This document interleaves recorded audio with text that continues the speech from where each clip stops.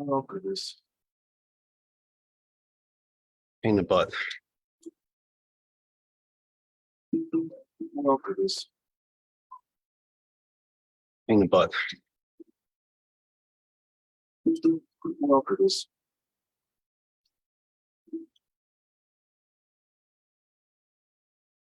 Okay.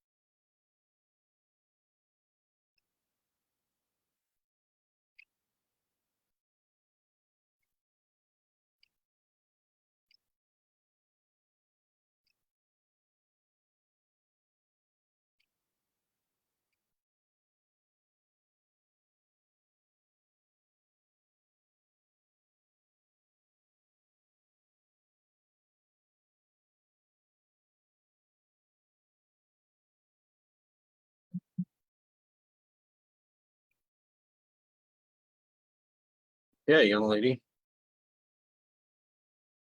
He said in the best way. We will be live. Well, we are live. We will start in just a moment. You'll know.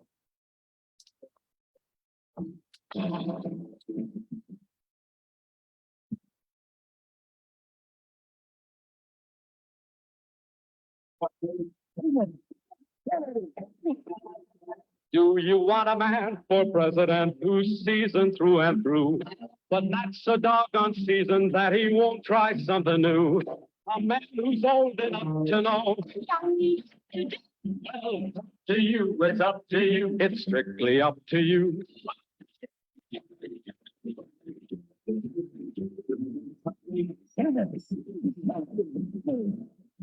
Do you want a man with spirit who is not afraid to fight? A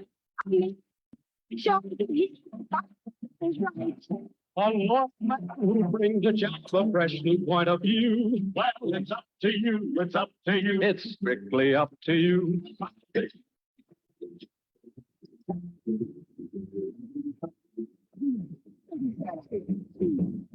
And do you deny to any man the right he's guaranteed to be elected president, no matter what his creed? It's process to which we must be true. So it's up to you, it's up to you, it's strictly up to you.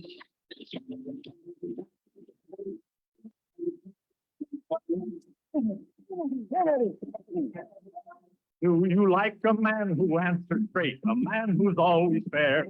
Will raise your hand against the others, and when you compare, you'll vote for Kennedy and the change that's overdue. So it's up to you, it's up to you, it's strictly up to you.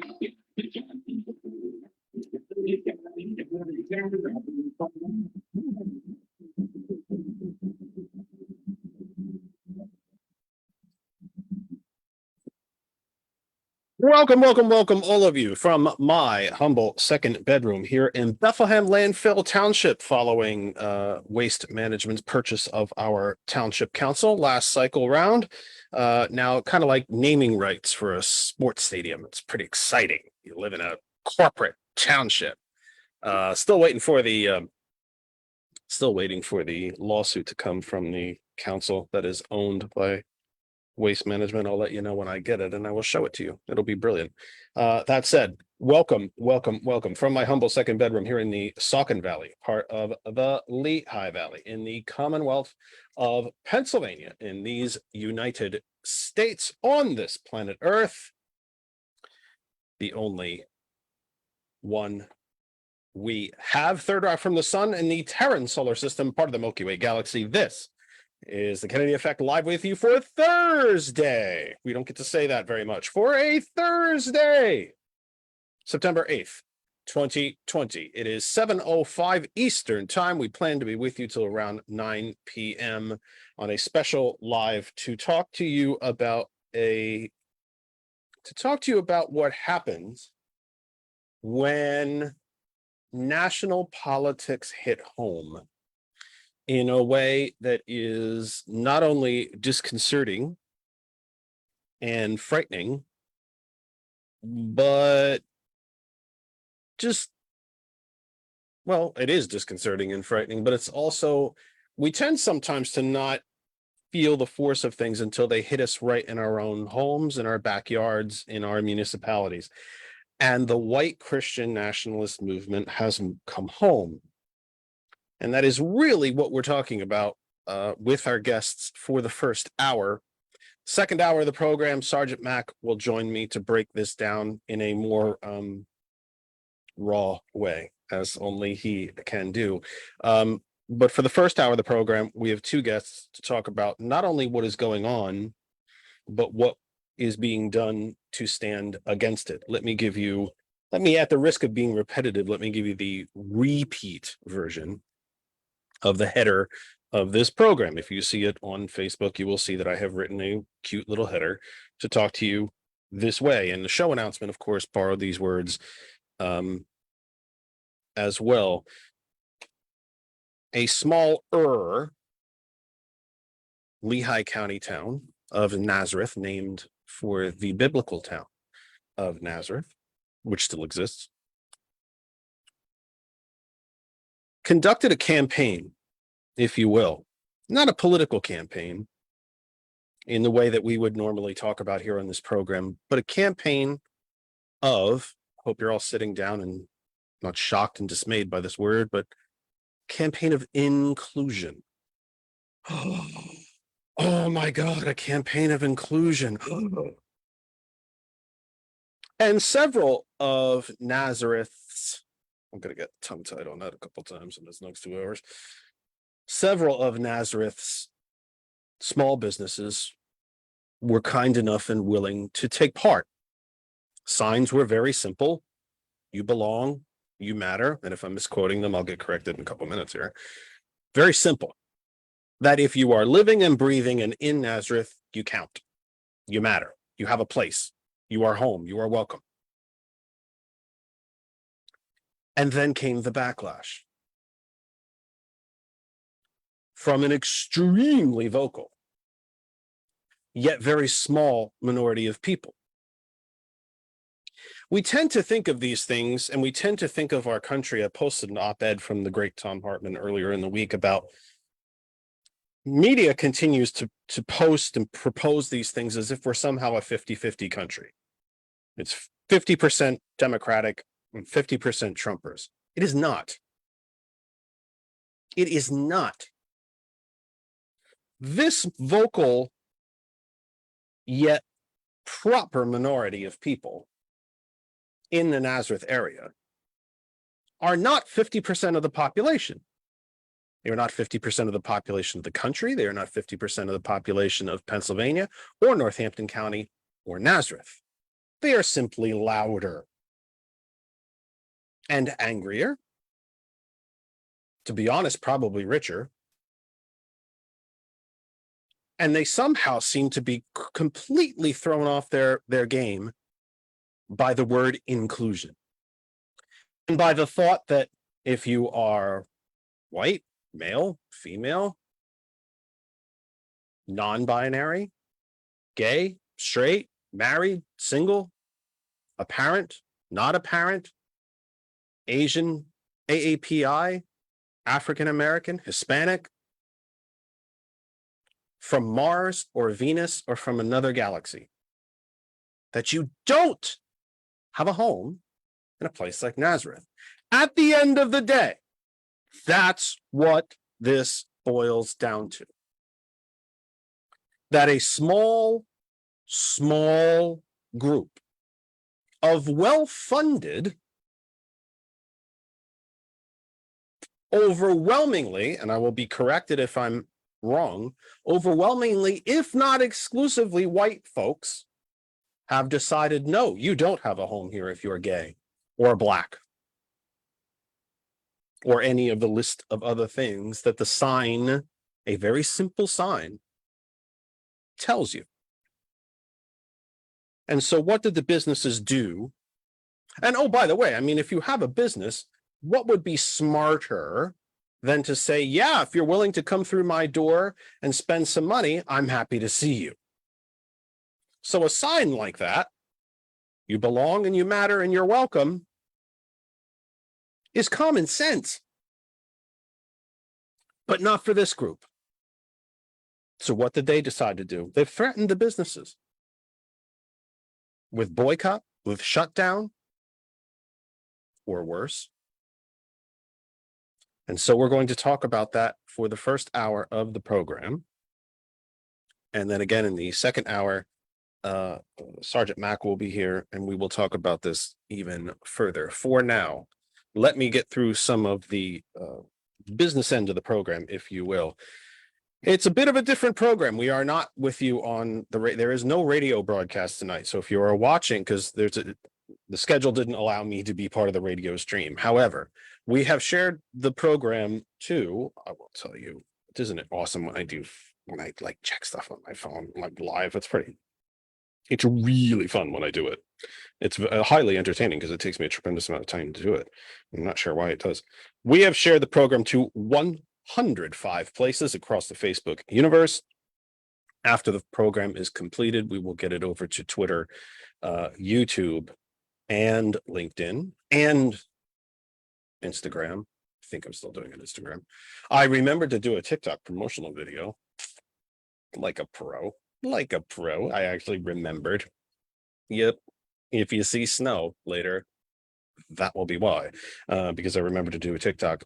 So no Hot 101 tonight. We are on the Hot 101 Facebook page and inside the Hot 101 group. We are not on Global Radio.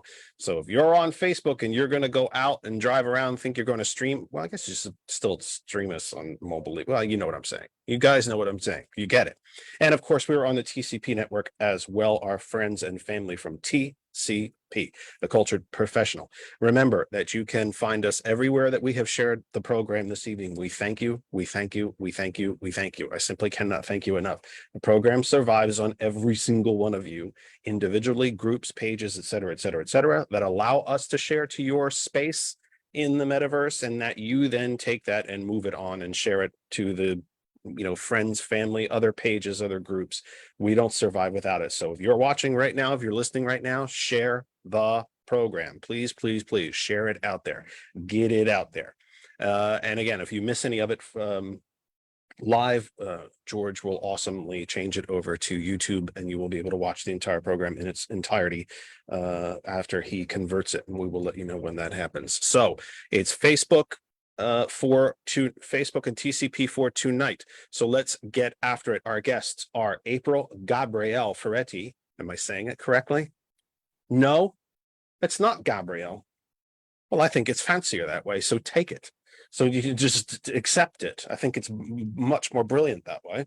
So take it. And my friend from a long time now, for many, many years, one of the first friendly faces I saw when I moved back to Lehigh Valley with inside Democratic circles, Jeannie Morgano. We're going to talk about everything that's happening in Nazareth and how they are going to stand against it. You will be able to meet me, actually, if you ever wanted to do such a thing. I have no idea why you would ever want to do such a thing. This is a face made for radio, but you will be able to meet me on Saturday at this event as well. So let's get after it. April and Jeannie, feel free to unmute at your pleasure. And please, first off, welcome to the program. Thanks for having me. Tell us who you are. Correct my enunciation, even though I think my enunciation was absolutely spot on. Correct my enunciation for me, or pronunciation, if you will. Someone will correct me in grammar too at some point. Tell us who you are and how did you get here? April Gabriel Ferretti. Although I did like your pronunciation, it was quite fancy. Well, I think it's quite proper, actually. That's possible too. All right. Who are you and how did you get here? So I am the woman who is running the Nazareth campaign of You Belong. I also consider myself a political and human rights activist. And yeah, I got here because this is something that I think is happening not just in Nazareth, but in different towns across the country. And I know that you and I have been in discussions about how to, kind of combat some of this stuff. And you were very generously offered me the opportunity to come and talk about the work that I do. And Jeannie, good to see you. It's been good to see you too. Been quite a while. Who is Jeannie Morgano and how did you get here? Of yours. Oh, well, it's there's one. April is you do a great job, Jeff. I appreciate all your work you're doing here and giving us an opportunity to air this and talk about this event because it's really important. April has been running the You Belong campaign, and she shared the letter with me that was sent out to all the local businesses. I mean, she has done a phenomenal job. There were over 30 businesses in Nazareth and Upper Nazareth Township that had this sign up. She is relentless, and she did such a good job of advertising it, and it felt so good to see the lawn signs everywhere and to see the signs in all the businesses. And then when this letter went out and people started taking their signs down, I was appalled because that's not the Nazareth that I know, and that's not the Nazareth that I have lived in for the past 22 years and raised my children in. I've always found Nazareth to be a very loving community, a community that takes care of their own, a community that if anyone has, I've never seen people that respond if there's a house fire, if there's a child who's ill. There's so many community events to support different people and their families for different things. And I know that this is a loving and caring and a wonderful town. And so this letter to me felt like it was grossly misrepresenting Nazareth. And I hate to see anything that tarnishes the name of this town, because it really is a great little town. It's got strong community spirit, strong community ties. The people are just the salt of the earth. They're just really good people. And I don't want this place to be associated with that, for people to feel like they're not welcome in Nazareth, or that, they are considered, that in any way make people feel uncomfortable about who they are, because that's not what Nazareth represents. And so that's why, when April and I were talking about it, we decided that we needed to do something to show that the general population, that this really truly is a minority of people that are writing these letters and saying these horrible things and twisting things and distorting things in such a way that it's just Let me unbelievable. I felt like there needed to be some pushback. let on me that. interrupt you there, if I might Sure, be allowed to, host host privilege here. anytime. I could talk Let me forever, inter- that. Let me interrupt you there. You said something important. I did say it at the top of the program, but you said something very important. We are being told, largely by the media, from whatever direction you may comprehend that media to be coming from, that this is a 50-50 argument here, that half of us are on this side and half of us are on that side. This is fundamentally a lie and incorrect at a minimum. Now, whether we're being lied to on purpose or not, we can get to that. We can explore that. I'll probably explore that with Sergeant Mack in the second hour, but we can speculate, we can all that. Is there any indication from either of you, because there's three of us, we can just jump in and go, back and forth. We don't need to be too formal. Is there any indication from either of you? Because I live about 20 minutes from Nazareth. I'm not unfamiliar with it, but I'm not there in the heart of it every single day. Mhm. Is there any indication from either of you that this vocal minority, let's put it this way, am I wrong? Is this actually the really quite tiny percentage of people that I am making it out to be? Or is it actually half the population? You tell me. Well, our rally is going to show us that. We are really hoping that our rally will demonstrate that it really truly is a minority of people that believe these things and press these things on others, because I truly believe it is a minority. I believe we are a town of people who are caring and very rational, and are not prey to some of this stuff that's out there. April, you might have a different take on it. I don't know. No, I mean, I think from the support alone that this event has fostered, that, most people are excited about the event, are feeling that, this is precisely the type of event that, Nazareth needs, because everybody deserves to, again, feel welcome, included, right? Welcome and accepted. And so, I believe in my heart of hearts that, they are nothing more than the loud minority, but that in itself is the issue, right? That these people have, kind of hijacked the narrative and are leading others to believe, Jeff, like you alluded to, that they represent a majority that, again, I like to believe does not exist. Right. Well, then tell me about, before we get into kind of the timeline or the history of what we're talking about here, tell me about Nazareth. I know what I believe it to be, but again, I've never lived there. I travel through it. I've there. I believe it to be very much like so many Pennsylvania small towns that was gutted by Reaganism. When all the jobs left the Lehigh Valley, Nazareth suffered along with all the rest of the towns. It has remade itself. Has a beautiful main street. The architecture, the history of the buildings has been restored. There is redevelopment there. There is gentrification there. It has become a place where people want to live, which is not to say that it never was a place people wanted to live. But after the Reagan era gutted the industrial heart of the Lehigh Valley in this country, there wasn't a lot of places people wanted to live in the Lehigh Valley, even though the Lehigh Valley continued to increase its population, even during those dark times. I see Nazareth as very emblematic of what has happened in Bethlehem, what is happening in Allentown and Easton, Emmaus, Macungie, where these small towns, well, Bethlehem is not small, but you get my point, Right. have embraced their history, have embraced their educational institutions, their churches, and just said and done everything that they can do to get people to move there again. And it has worked. My guess is, I'm saying this somewhat facetiously, but my guess is that Nazareth has not recreated itself with just middle-aged, rich white people. I suspect that a good number of the folks that are targeted, if you will, targeted in a good sense of the word, in the You Belong campaign, if you will, I hate to even call it a campaign because it's just basic common sense.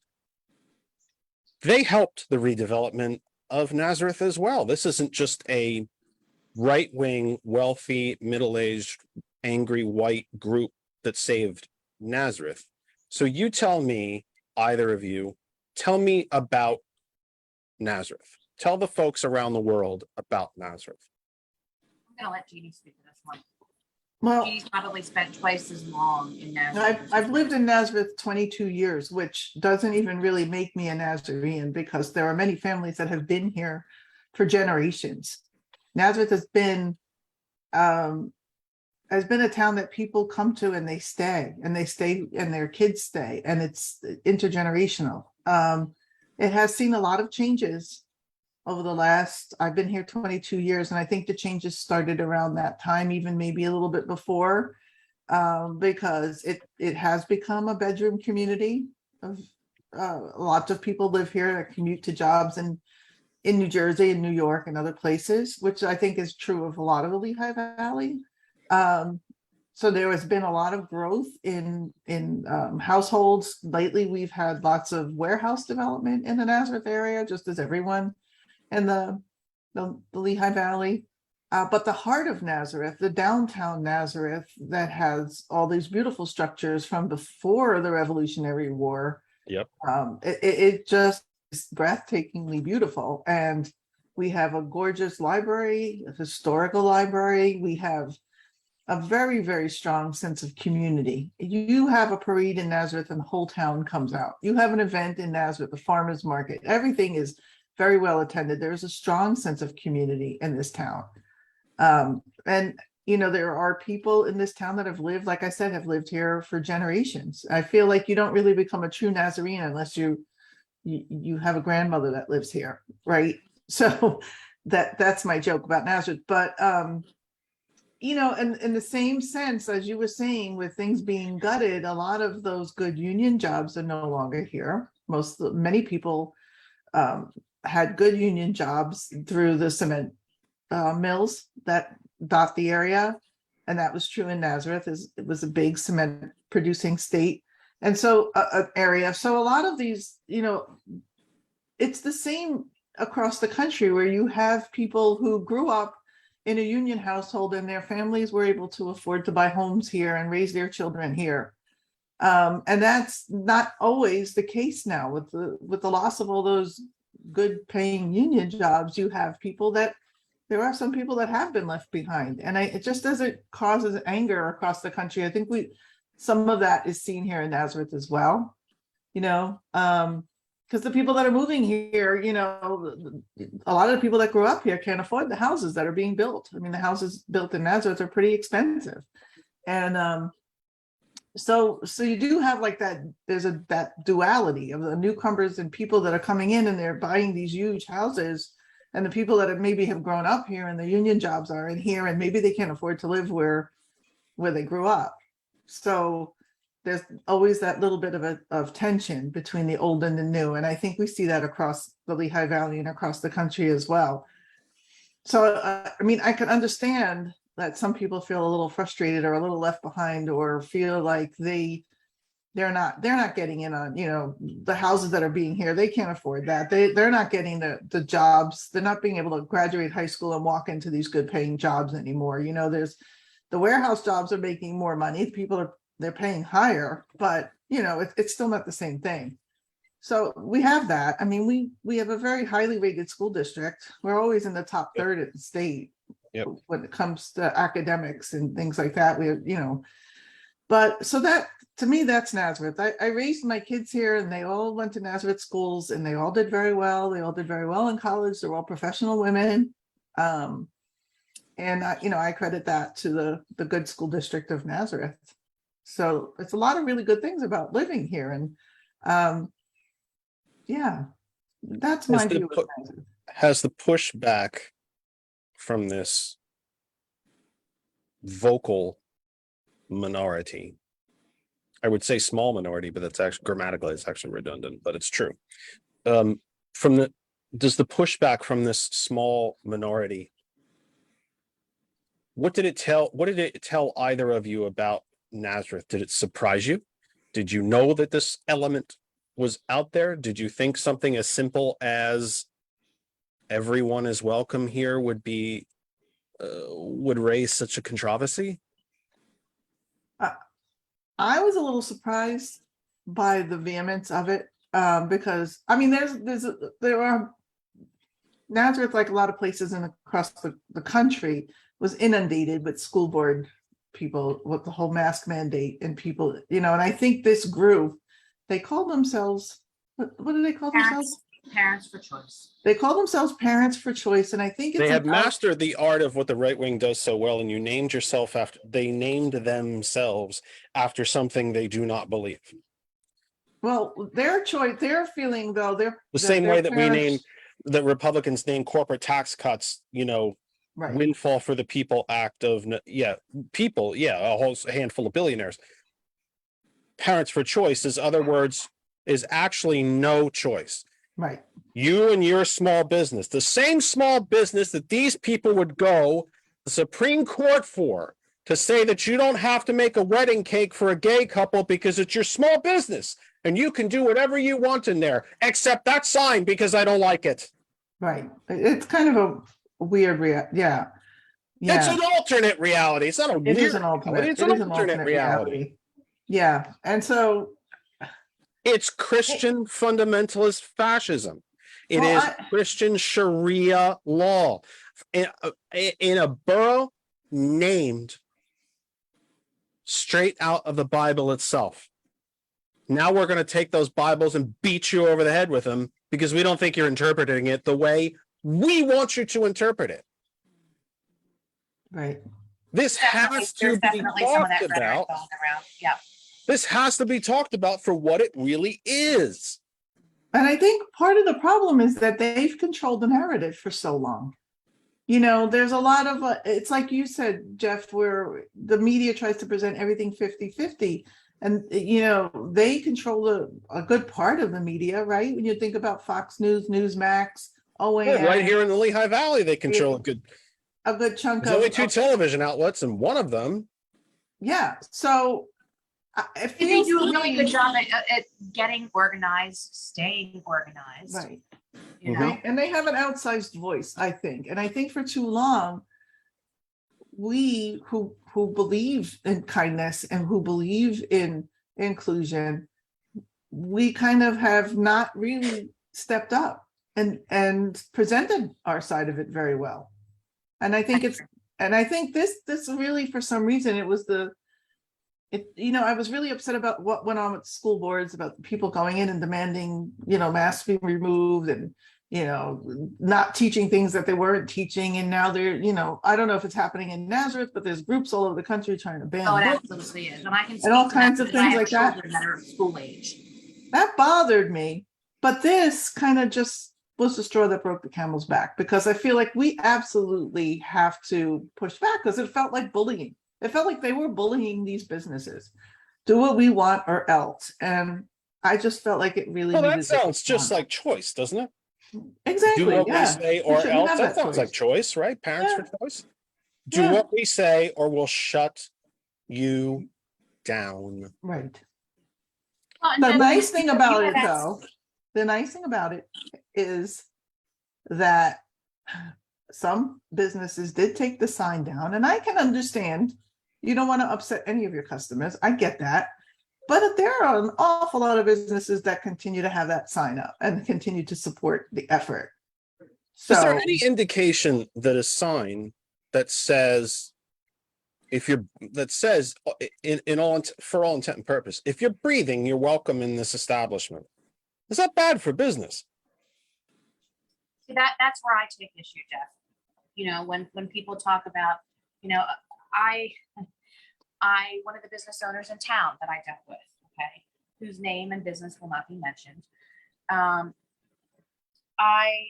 approached him like I did all the other businesses, and I, did my spiel and explained what the campaign is about, which is, letting everybody who either is a resident of Nazareth or a passerby, that everybody is welcome, regardless of race, gender, who they love, religion, whether they're neurodiverse or disabled.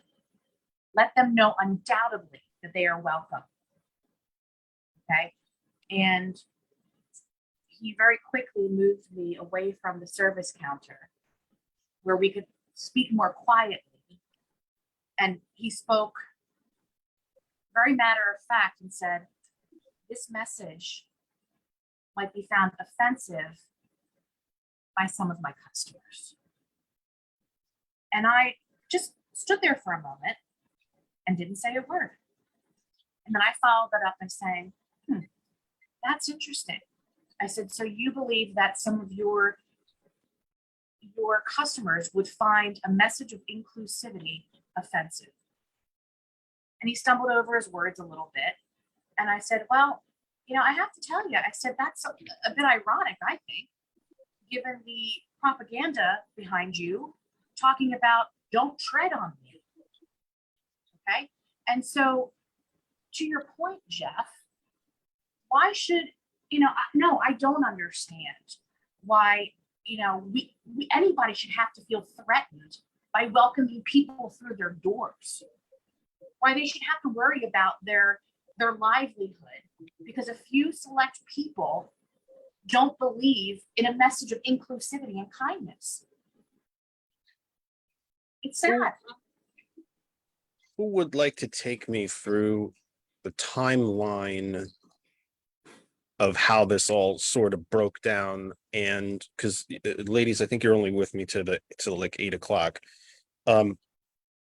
of how this all broke down and what's coming up on Saturday. Because April, when you mentioned that you went into the business with the sign and so on, that's probably a good spot to pivot to how this all kind of began and broke out, as far as the sign campaign, the businesses that accepted, and then this, what can only be described, there's really no other word for it, this radical right-wing Christian nationalist group that has begun the threatening of these local businesses to take these signs down.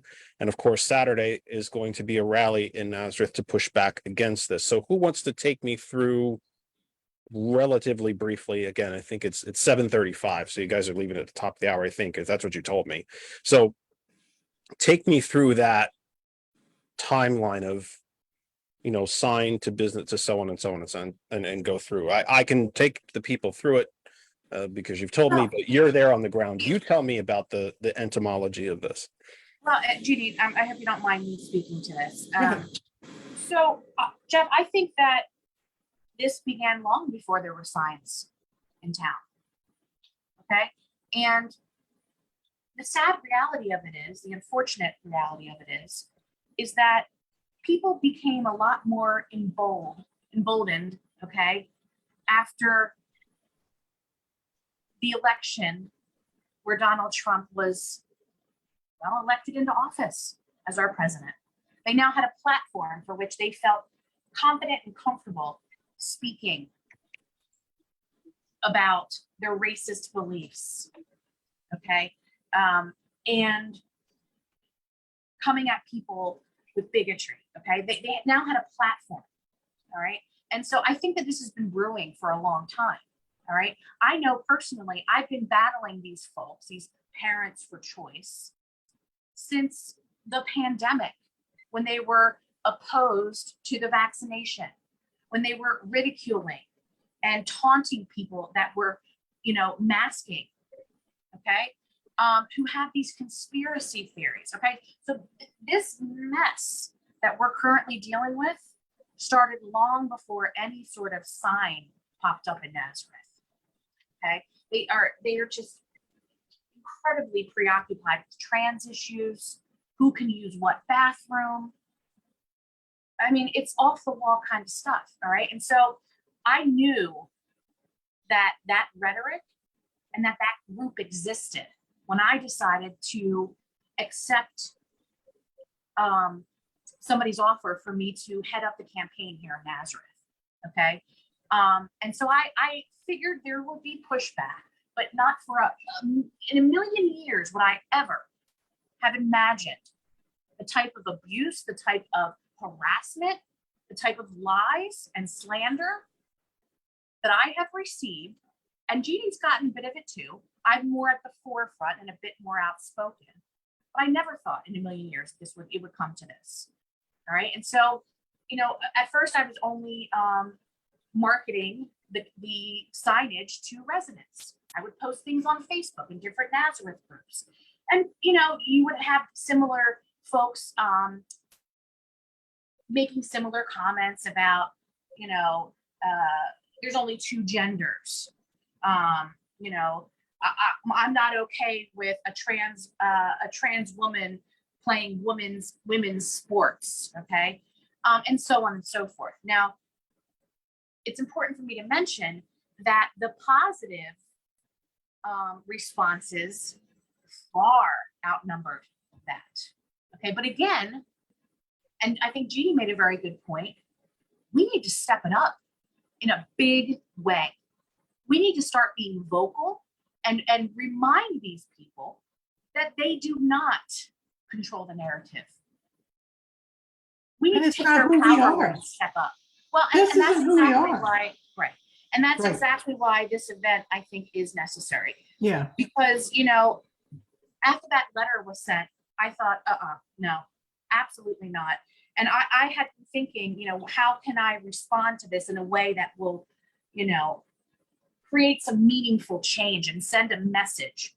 And Jeannie kind of beat me to the chase and said to me in a meeting that her and I were having, why don't we do an event?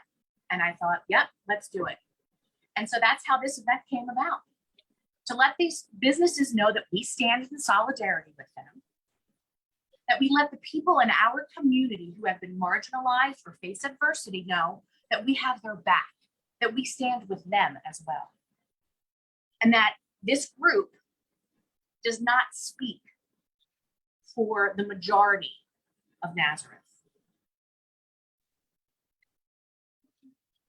And so, Do you think it's a very frightening thing to ask you to put yourself in the mental position of these folks, or the lack thereof?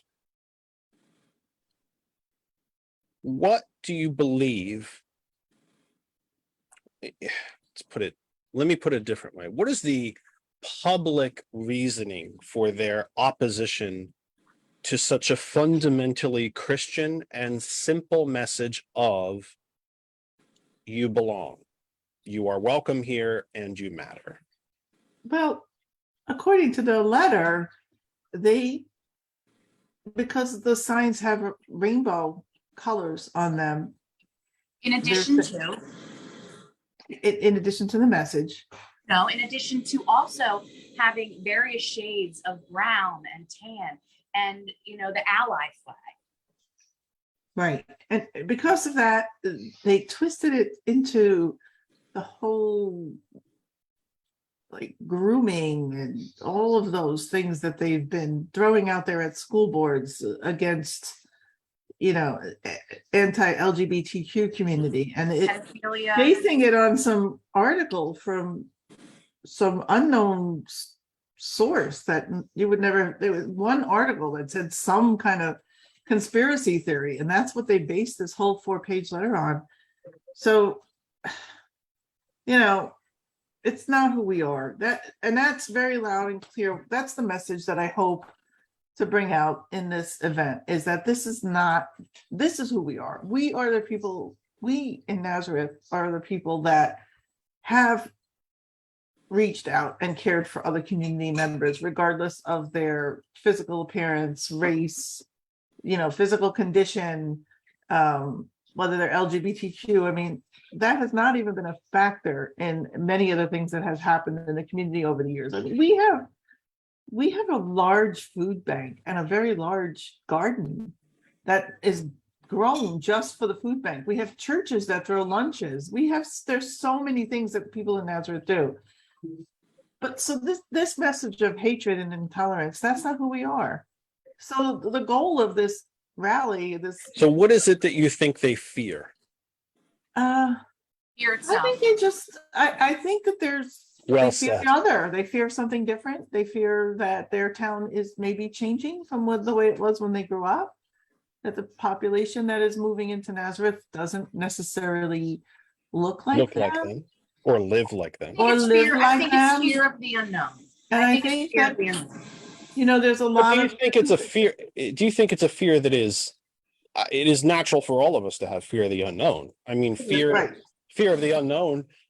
Excuse me, lady. Sorry. Fear of the unknown can be something as simple as riding a roller coaster, because I've never done it before and I don't know what's going to Right. happen.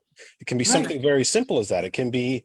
Right. It's not a paralyzing fear for most people, but I never ate caviar before, and it looks squishy and gross, and I'm kind of grossed up by it, and I'm a little afraid to try it. And fear of the unknown is not unusual. It is not. It's actually very, very human. But this small, well funded, by the way, and I will get into later in the program who's paying for all of this crap.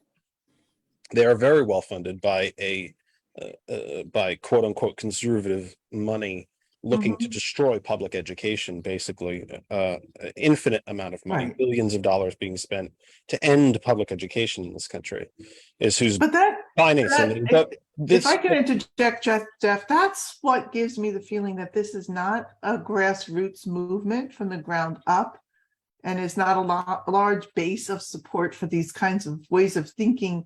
It's more of money being thrown at certain things and pushing certain issues and agendas on people that they are now emboldened to go out and push that into They're the community. puppets is what they are. But it can be both. It can be Right. both. The gentleman who's funding the Parents for Choice fill in the blank groups across the country is a Koch fund lobbyist. He has stated openly and publicly in media interviews his job, raison d'etre, so to speak, is to end public education and return public education to a point where you either can afford it or you can't. Right. If you can't pay for it, you don't get it. Right. Right. These folks, I fear, in Nazareth, to their detriment, by the way, are the useful idiots.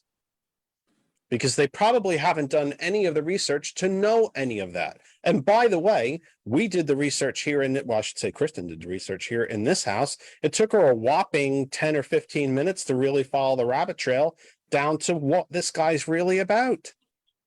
It's greed. He's going to stand to make billions of dollars in the private education industry. Absolutely. Do any of the people who signed that letter know any of that? Have they bothered to figure it out? My guess is no. My guess is no. And I'll be happy to tell you that it is a guess. My guess is no. They they don't get a whole lot of other media sources either. They're told not to go to NPR, not to read any other outlets that aren't like them. So, part of it is that too. But I just want to highlight that the purpose of this is not to call out these groups. The purpose of it is not to point a finger at Nazareth and say call Nazareth anything, because I don't believe it is a reflection of Nazareth itself. The purpose of it is to show that we are stronger than they are, that there are more of us than they are of them, and that there are stories to be told of how the community came together. And then what are some other things that we can do to support those people that have already been supported, or maybe not have not been as supported in the community as we would like. That is the whole purpose of this. We're not, we're not, at least I'm not feeling like this is not a negative turn on Nazareth at all. This is just to highlight the good things that Nazareth is doing. And Donna, if I can interject for a moment there, I think, Jeff, if there was anything that Jeannie and I find has been a bit of a struggle, is to strike the balance between, and Jeannie, you're welcome to chime in if you don't agree, but to strike the balance between allowing people the opportunity to share about their lived experience, right, as a, whatever it might be, as somebody who might be part of the LGBTQ community, as a person of color, whatever it might be, to be able to share openly and safely their lived experience, okay? With the hopes of also, obviously, hearing maybe some of the ways that, in addition to maybe feeling not welcome, or you're cast aside or cast out, but also examples of when they have felt welcome. And then having a discussion, creating some dialogue around that, about how we can extend those efforts and continue to move forward in a way that allows for these people to feel supported. right. Tell me about what's happening on Saturday in Nazareth. We have Go a ahead. wide variety of speakers. I mean, April knows more about the speakers than I do, but I can tell you that we have a local pastor from a local church who will be speaking. We have a gentleman that was raised in Nazareth who has some physical limitations, and he's going to be talking about his experiences. We have a member of the LGBT community who's part of the Bradbury Sullivan, is that a center, who's going to be speaking about her experiences of living in Nazareth. And then April has a whole bunch of other people as well. Well, we have several different business owners who are in support of creating a community that is inclusive. We also have community members who, there's one woman that's going to be, unfortunately, she's not going to be able to join us, but her and her husband are a mixed race couple. He's Pennsylvania Dutch. She's a Jersey girl, African-American Jersey girl, Black, I'm sorry, excuse me. I stand corrected. And they lived here in Nazareth. They raised their family here, and they've faced adversity, okay, because they're an interracial family. And so unfortunately she can't attend, but she's gonna, write something up for us to share on her behalf. We also have the young man who organized and ran the Black Lives Matter rally in 2020. He's going to share some of his experiences. And hopefully some suggestions about how we can better support people of color. So it's a great lineup, and I'm hoping that we walk away feeling empowered, feeling hopeful, feeling like we've done what we set out to do, which was bring people together. Right, and to start the dialogue and maybe continue the dialogue so that we can be an open. And I have to say that we have been approached by the other side to also have a speaker. And we have extended that to them but the purpose of the rally is to have people speak about their experiences with diversity in the Nazareth community. And we're not going to extend, any discussion beyond that. And as long as they have, their speakers want to stay within those parameters, they're also welcome to speak. We're not closing off any voices for this. And but again, we have our parameters of what we're looking to do. So. Yeah, because I'm aware that some of them may be watching this and they should know that they are welcome to share their stories as long as it's about diversity and inclusion and not other topics. If it's off topic, then, that's a different situation. Oh, yeah. I mean, some of them, asked if they could speak about, Second Amendment rights and Roe v. Wade. And that's not what this is about. We're not No. looking to have a political debate about, different people's values and so on and so forth. This is a Right. conversation about creating a community that's diverse and inclusive. And this really is a nonpartisan, non-political event. We really are not looking for this to be a political event. It really is a community action on our part. I just felt like that needed to be stated as well. Well, the reason they want to speak on these things is because they're all tied together. Right. I just had someone in the chat ask me, we haven't mentioned a certain issue so far in this program because I was lucky and they were gracious enough to allow me to share the program into their group, which is a predominantly healthcare group. But these issues are all tied together. This is a billionaire agenda. Your urge to keep this as nonpartisan as possible is respected and admirable, but it's pretty damn difficult when one side agrees that no matter how you decide to live your life, if you're not breaking the law or hurting anyone else, you should be good to go within the four walls of your own home. And the other side says, no, you will live the way we tell you to live or else. Well, here's where I have to Education, differ with you. Healthcare, the demonization of these communities, trying to return this country, not just to the, we make a joke that the Republicans wanted to return us to the 50s. They do, the 1850s. And I can make an argument, probably the 1150s. Jeff, I'm going to have to disagree with you on that. There's nothing Christian in this message.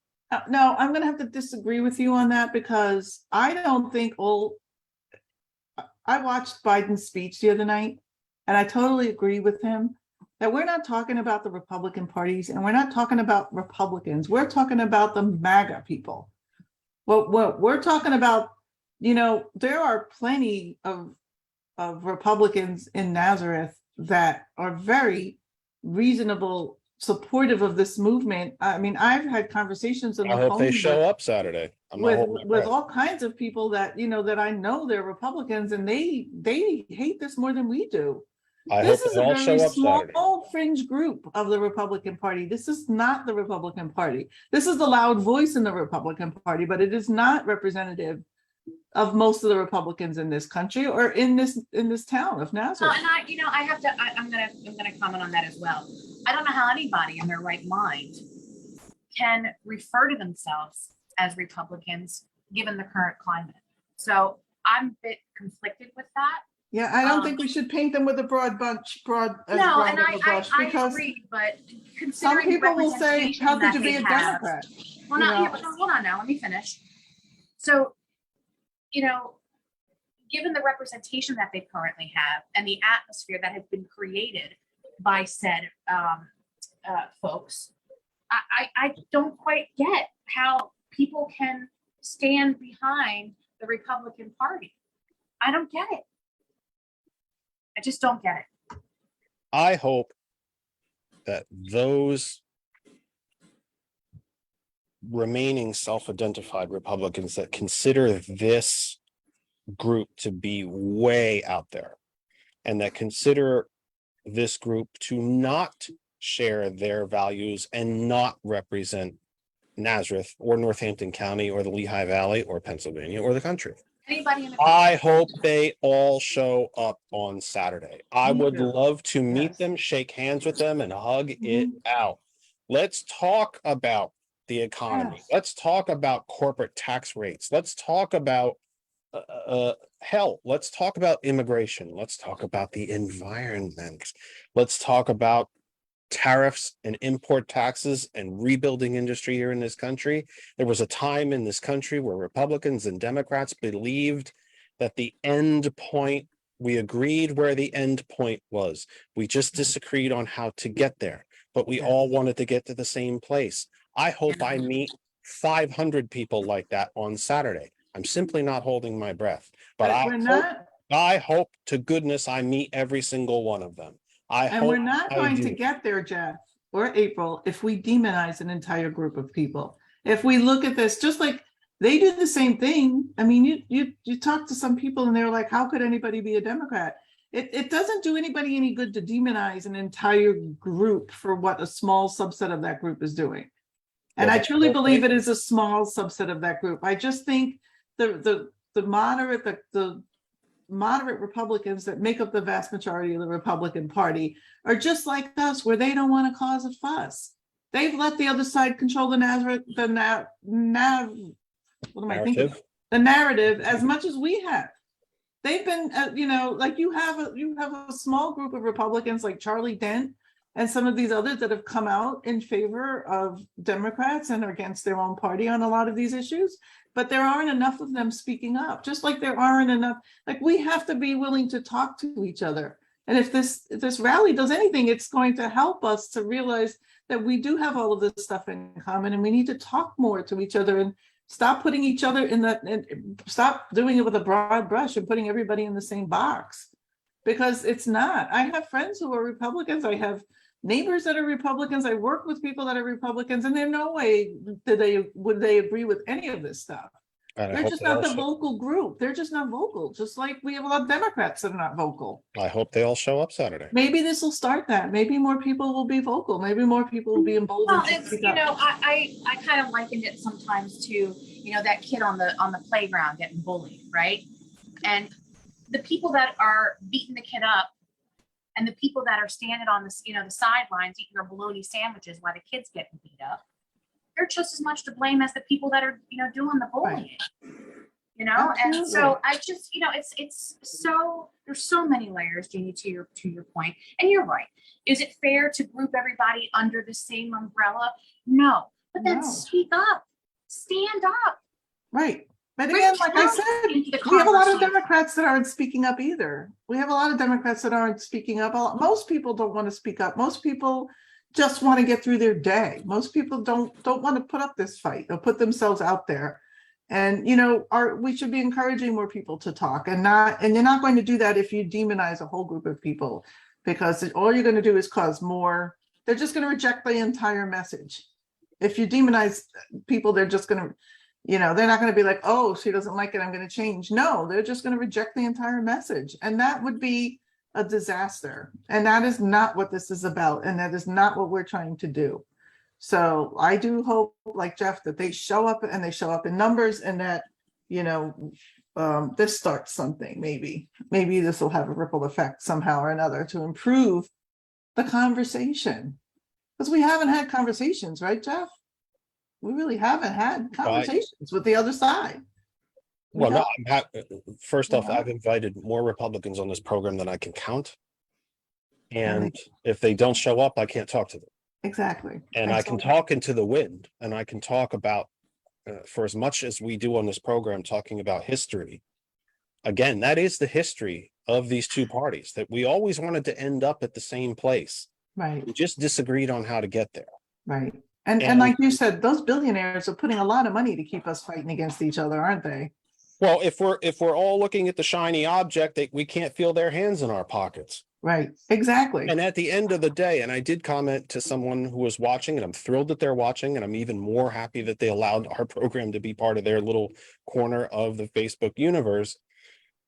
She was asking about healthcare. Why aren't we talking about healthcare? Well, this issue doesn't really speak to healthcare, but what does speak But to it healthcare does. It does. in a Jeff, broader, it does. how it does speak to healthcare in a broader sense is that we will never get these things that we consider to be basic human rights if we're tearing at each other all the time.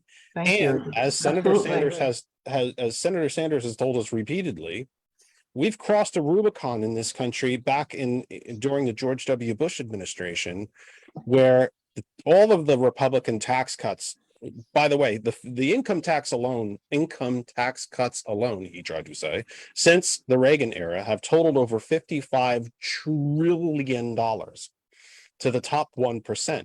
And we crossed a Rubicon in 2008 where as all the new money goes to the top 1%, the bottom 99 is now losing it. Right. They're It's not gotta just come from somewhere. they're not just making the money anymore. They're now taking it from the rest of us.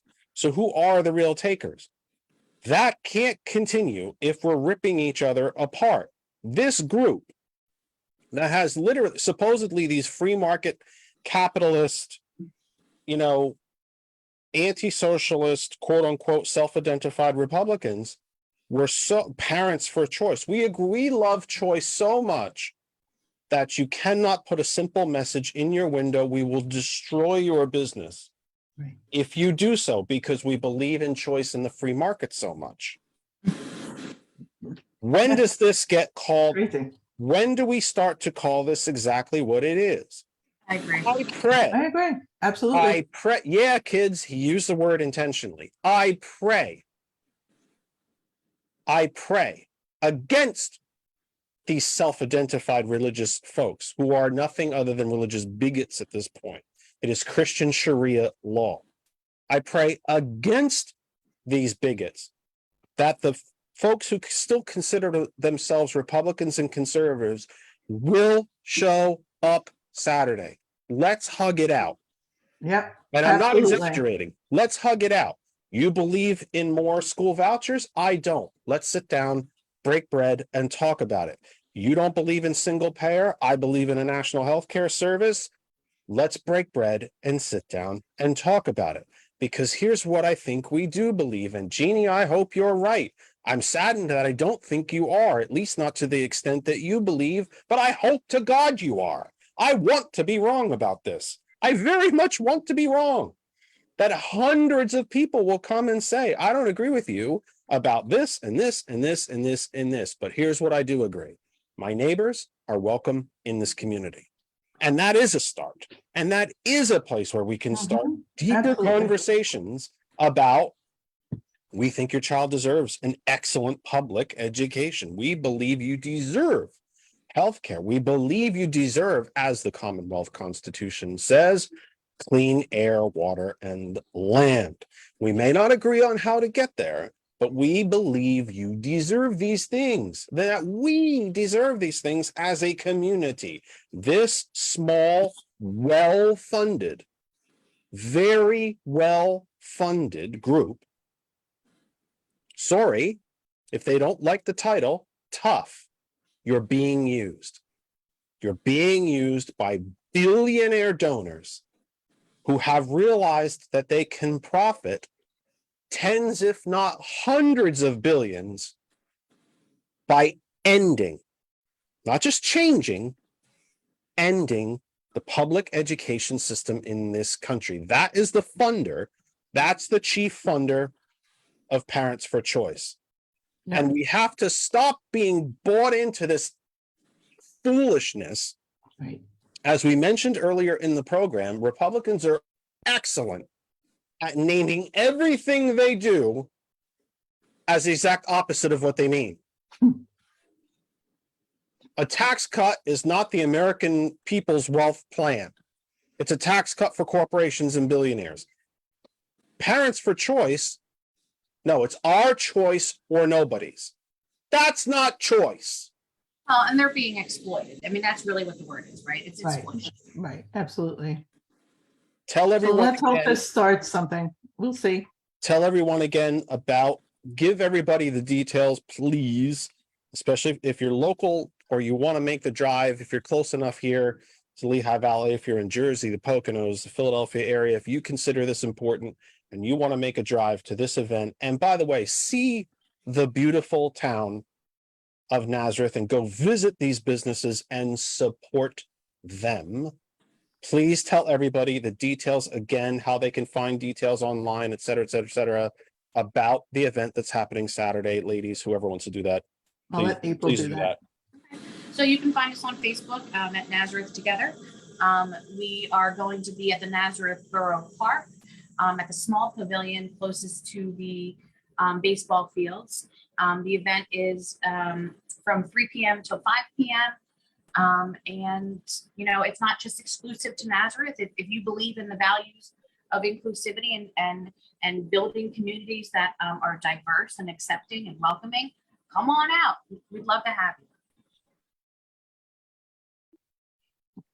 So Nazareth Borough Park this Saturday, Mhm. which is September the September 10th. 10th, which is the brain cramp happen right there. September 10th, 3 p.m. Eastern to 5 p.m. Eastern. Quite a lineup of speakers. I'm not one, but go anyway. And then go down and then go into the borough of Nazareth itself, go to that main street, see some of the most beautiful architecture you've ever seen. Again, Jeannie's 100% right. Some of It's a those beautiful buildings go town. back to before the country was a country. I would say some of the youngest, if you will, I'm using the word loosely there. Some of the youngest buildings in the center of Nazareth are probably what, 1920s? Right? I mean, that's, so We have so beautiful it's old century. Victorian homes, very well cared for. Everything Absolutely. is very pristine and well cared for. Agreed. Yeah. Agreed. Good So sense of come check it out.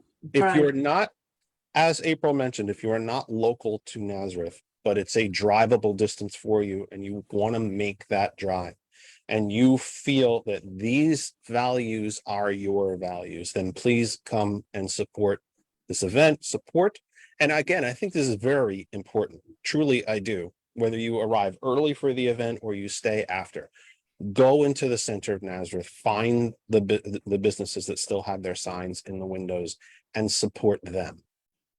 Go And buy a thank you bottle so of water much, or Jeff. go buy a bottle of water or an ice cream, or I don't know which other businesses have them up, so I really should say, but you know what I'm getting, shop in there, visit them, or go in and just say, well, we didn't find anything we wanted to buy today, but thank you for having that sign there. It's important. So please do that. It's not just about the rally, although the rally I think is extremely important. Go into town and support these businesses. Do that. This is a statement of values. It truly, truly is. This is a statement of values. We can disagree on these different things. Like I said, we can disagree on, economic policy and foreign policy and education and health. We can disagree on these things. We're big people. We can walk and chew gum, but these are very basic values that if you are, even the Pope himself said that it wasn't his most popular take, but it was honest. He may not approve of the actions of same-sex couples, but he is not God and therefore cannot judge, and that they are welcome in the kingdom of heaven as well. And they're welcome to stand next to him. Think about that. There's nothing Christian in this Parents for Choice message, nothing other than Christian Sharia law, other than Christian white nationalism. There's nothing compatible. There's nothing uniform in this message. Oh, if you're a small business baker who doesn't want to bake a cake you don't want to bake cakes for gay people, we're right there with you. We'll help you. Ha ha ha. But don't put that sign in the window.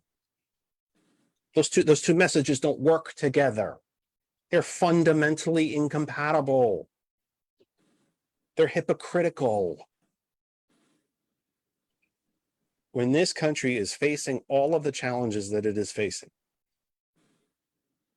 do we have nothing? Are we not better than this? Is this Absolutely. all we have is to tear each other apart? I'm glad for the folks who are in Parents for Choice Nazareth. I'm so glad, so happy, so heartened that everything in their lives is so perfect that this is the only thing they have to worry about. Right. What a great life. Right. What a great life that dear God, gay people might shop there. That's the only thing they have to worry about. My goodness, isn't that wonderful? What a wonderful, charmed life you must have. So Saturday, I will put it in the chat. I'm trying to because I'm typing in the middle of hosting here. Saturday, September 10th, 3 to 5. 3 p.m. to 5 p.m. Come early, visit Nazareth, support these businesses, or stay after and support these businesses. This is for me, the ladies did not say it, but for me, I think this is a two-prong effort here. We're going to stand together, shoulder to shoulder, Democrats, Republicans, independents, non-affiliated, men, women, gay, straight, purple with pink polka dots. We're going to stand together and say this is wrong. But let's also go tell these businesses who were brave enough to put the sign in the first place and especially keep it, we're here for you too, because you're part of the community as well. No community, this is one of the great lies of the Reagan era. No community survives without small businesses, none. The Absolutely. Home Depot doesn't keep your community going. The McDonald's doesn't keep your community going.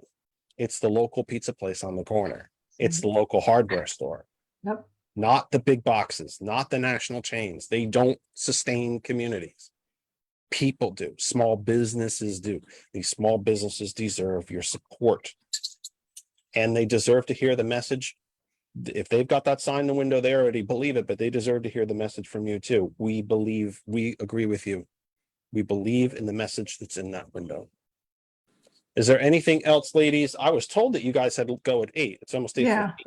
Yeah, But we're don't you have supposed other to. meetings to get to or We something? do. But I think thank I'm you so keeping it much, Jeff, for your time, your attention, your interests. Really appreciate that. Thank you. Well, you're gonna have to see It my was a ugly mug pleasure, on. pleasure Yes. meeting you, at least in this way, and I look forward to meeting you in person on Saturday afternoon. You got it. I'm gonna stand way in the back. When I get too close to a microphone, I tend to go stand behind it. So I Okay. will stand All right. way somewhere Thanks else. so much, Jeff, for your time tonight. Thank you for being Yes, here, ladies. thank you. Have a good Take care. one. Thank you, Bye-bye. thank you. We're waiting on Sergeant Mack. I don't know where he is exactly. He might be still out going around. I will try to put into the chat Saturday 10th from 3 p.m. to 5 p.m. and please support the small businesses of Nazareth. There we go. Did that. Thank goodness. I have my iPad away from me. I was trying something new tonight and don't know exactly if it worked because you can see me stretching and it's a very active program. So yeah, that is what's happening Saturday. I really do look, I know we're very, very fortunate. I know that we're not on the radio currently. We're not on Hot 101 currently, but we're very, very fortunate. We literally have listeners and viewers from all over the planet. So if you are listening, if we were on 101, I would say, to Australia, New Zealand, Western Europe, South America, Central America, Canada, and so on. It's obviously Nazareth, Pennsylvania is not a drivable thing for you. But if you are anywhere in the Lehigh Valley, if you are in the greater Lehigh Valley area, up into the Poconos, perhaps even down into the Delaware Valley, I would ask you, if you are so inclined, please make the trip. I really do think this is a terribly important thing that's happening on Saturday. And I know that these things are happening all over the country. And quite frankly, they're happening around the planet. And we have to, what sounds like a relatively simple, if you will, simple rally or meeting and group of speakers to say, no, this is not right, might sound like a very small thing, but it's not. This is not a small thing. When people can get together and stand up and say, no, this is not us. This is not who we are. I believe that that's exceptionally important whenever we can do that. This is not who we are. That's not us. And again, the layers of hypocrisy that surround this, I think, are, if it wasn't so serious, it would be humorous. This group that calls itself, uses the word choice in their name, they only seem to care about what their choices are. Parents for choice, yeah, imposing our choices on you. But yet they'll tell you they're the ones standing up for freedom. What's free about that? What's free about in a community of, I think the Nazareth area is in the 6,000 range. I'm sure if you go to the boroughs around it, probably into the 10, 12, 15,000 range. When a group of like 20 people force and impose their beliefs on everyone else. How is that choice?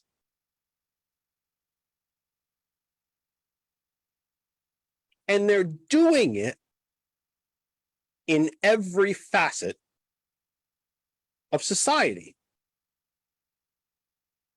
Public school? Nope.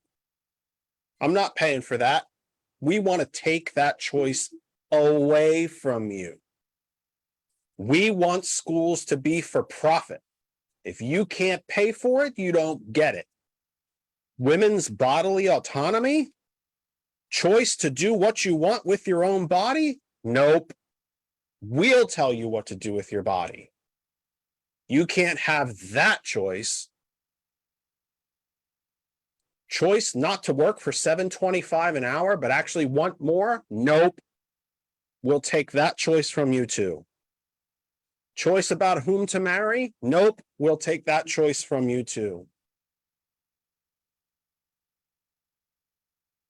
Do we see a pattern here? And yet they think they're the Christians.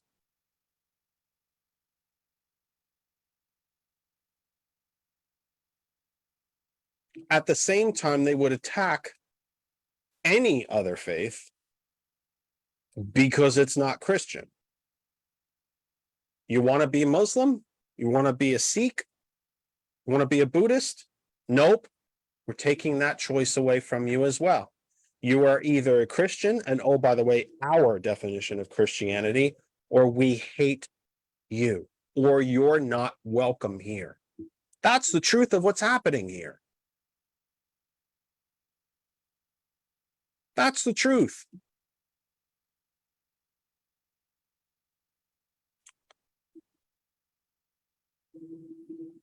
Yeah, you know what? It is that simple. That's the truth of what's happening here. I am going to change the screen name. And I don't know where Sergeant Mack is, but I'm not going to chase him. Something may have happened. You never know. It is a Thursday night. It's not a Sunday.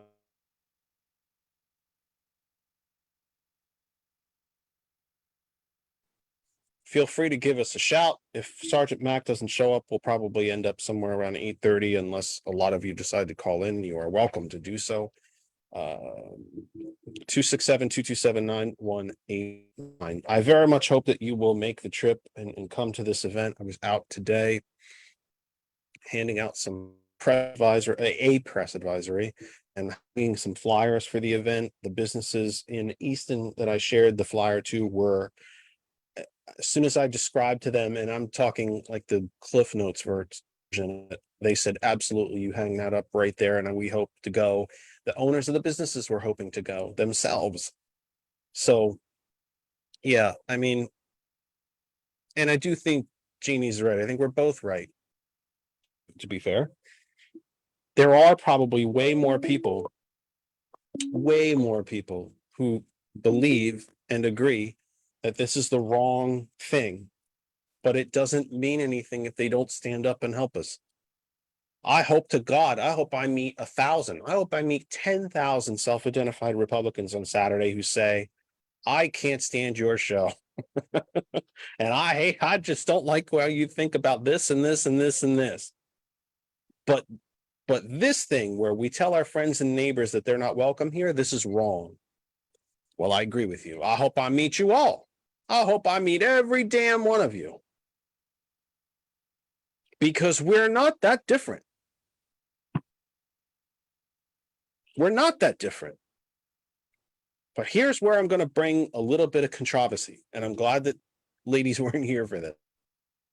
I do think Jeannie's right, and I do think I think President Biden is correct. These MAGA Republicans, these Christian Sharia Republicans, are not even the majority of the Republican Party. They are the majority. They are the voting majority of the Republican Party. And some of the candidates that they have made their nominees across the country and right here in the Commonwealth of Pennsylvania. So they're the voting majority. They're controlling the Republican Party at this point. And some of the most senior elected officials in the party have become part of it. Rand Paul was always a little mental, but he wasn't this bad. Ted Cruz has always been a little nuts. He thinks it's his God-given divine right to be president, but he wasn't this far out. The MAGA Republicans, even God said, when Moses went up to Mount Sinai to receive the 10 Commandments, the Israelites down below partied and formed a golden calf and worshiped it. Their punishment was that they would wander the Sinai for 40 years until the entire generation that had worshiped the golden calf and defiled God died off. Guess what, Republicans? That's where you are now. I hope you don't have to wander the desert for 40 years. Democracy demands two functioning political parties. We need you, Republicans. We need you back. But we need the Eisenhower Republicans back. That's what we need back. Again, all Americans want to end up at the same point. We just happen to disagree about how to get there. That's the kind of Republican Party we need back. Not one that agrees with me, but at least that we want to get to the same place. Can we get back to that point in our history? And I'm not talking the horse and buggy part of our history. I'm talking about, can we just get back to the part of our history where at least we all wanted to end up in the same place together as one nation, but with different opinions. That's healthy. Again, democracy demands it. I wish we had 8 functioning political parties in this country. Probably better for the country. Or at least I can make the argument. Randall, go ahead, sir. Go on. It's all yours, kid. Hey, kid, you're the kid, man. I'm the 70-year-old. Nah, I'm older than everybody. The health I'm in, I'm older than everybody. Anyway, Jeff, good programming, and I'm glad that you are taking part in this in Nazareth, PA Saturday. Well, listen, you know I have an ego as large as Nazareth itself, so I'm gonna be there. I am not taking part. I am arriving. I am not speaking. I am not featured. I am not anything, but yet I'm going to swallow my big fat pride because I have it. My big fat stupid ego. I'm going to swallow it and I'm going to support the event. No. That's incorrect. You are. And then by the way, we're going to we are expecting to get down into that you show up to show that you are solidified behind good people, people that do believe in inclusiveness, people that do believe in righteousness, people that do believe in, well, we are not discriminatory against anyone. And so you are part of it by showing up. Whether you speak, not don't speak is irrelevant. Showing up is the key word. Let me ask you a question, Randall. I'd like to ask you 2 questions. I was saving one of the questions for Sergeant Mack. It doesn't appear he's arriving. So I'll ask you. You can fill in. No pressure. why do you think that such a fundamentally Christian, and oh, by the way, every other faith, why do you think that such a fundamentally Christian and simple principle as all are welcome in this community could be something that could create such controversy? I am baffled by it.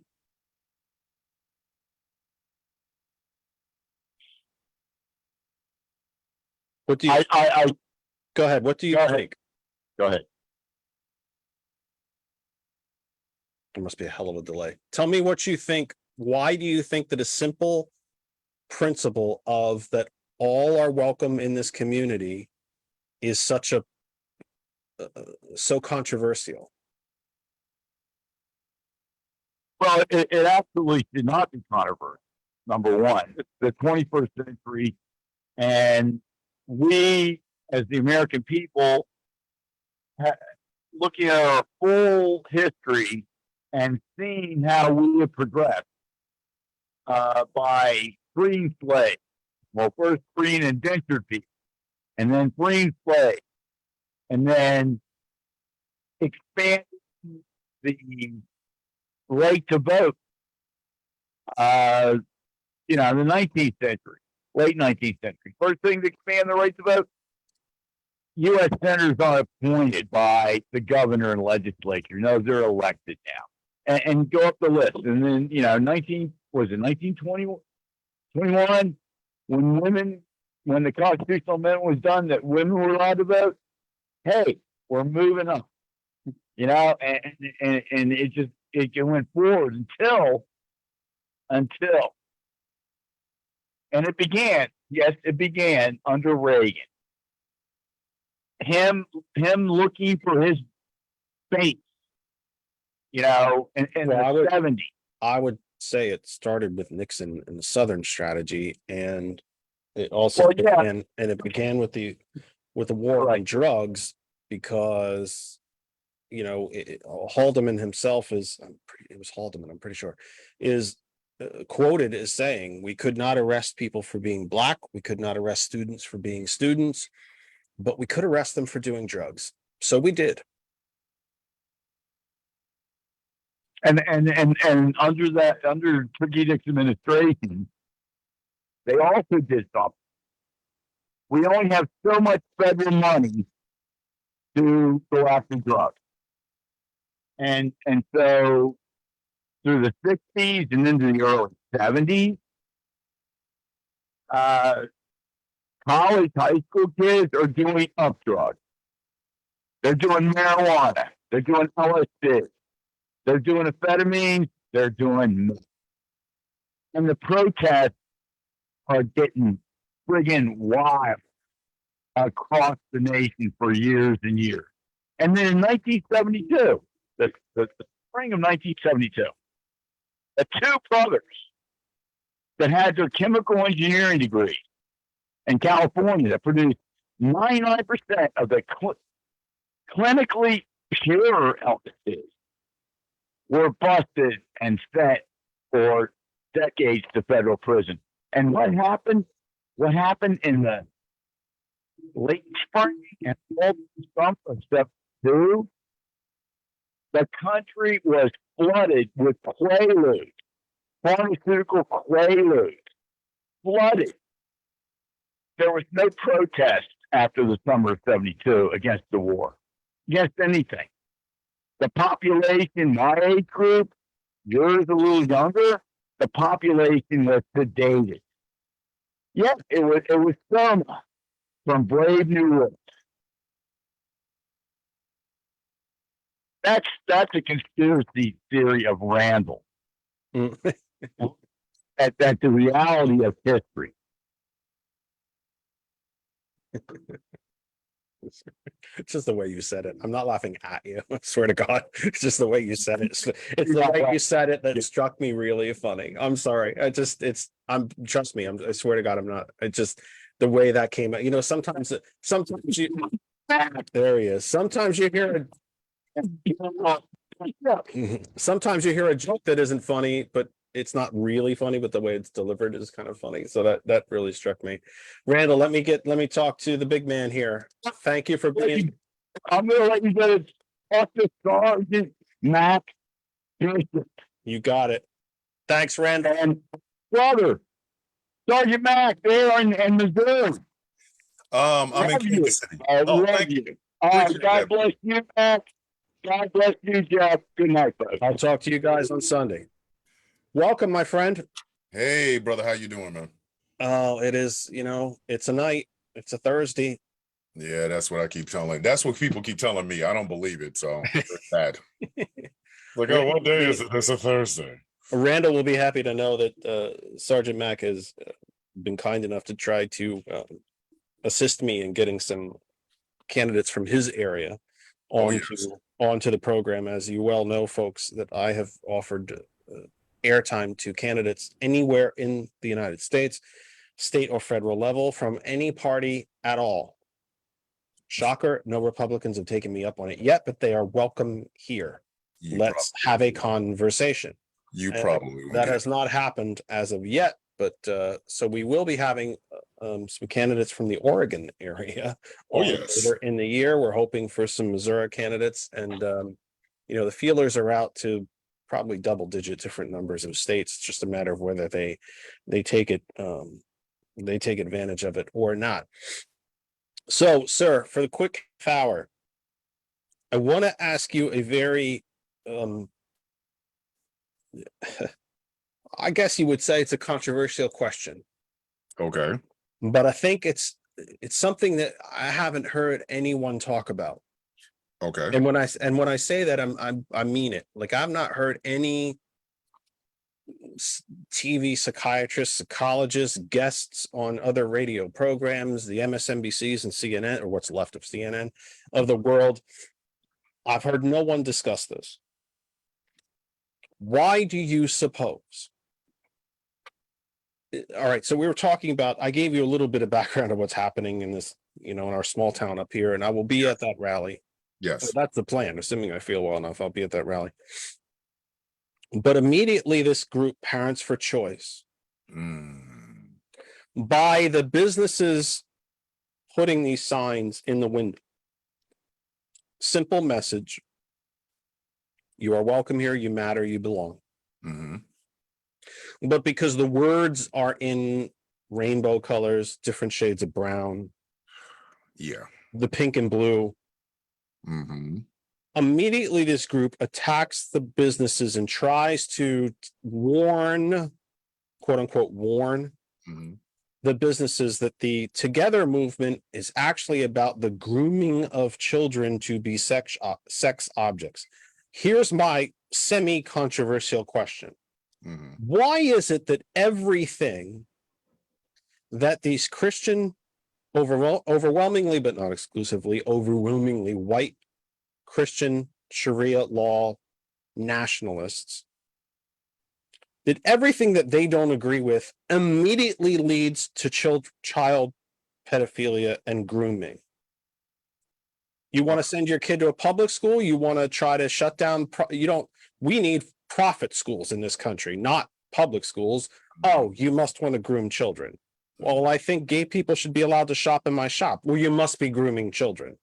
We think that the Hispanic resident of our town has all the rights and privileges as the white or the black or the Asian or the purple with pink polka dots. Well, then you must be grooming children. Why is everything grooming children? Because to me, it speaks to just how properly sick some of these folks are, or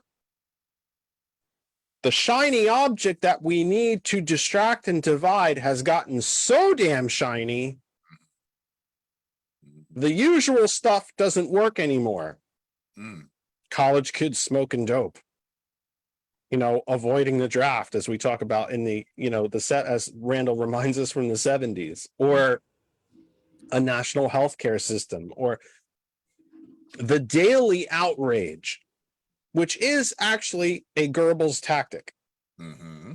We have to have the daily outrage to keep the people distracted from what's really going on.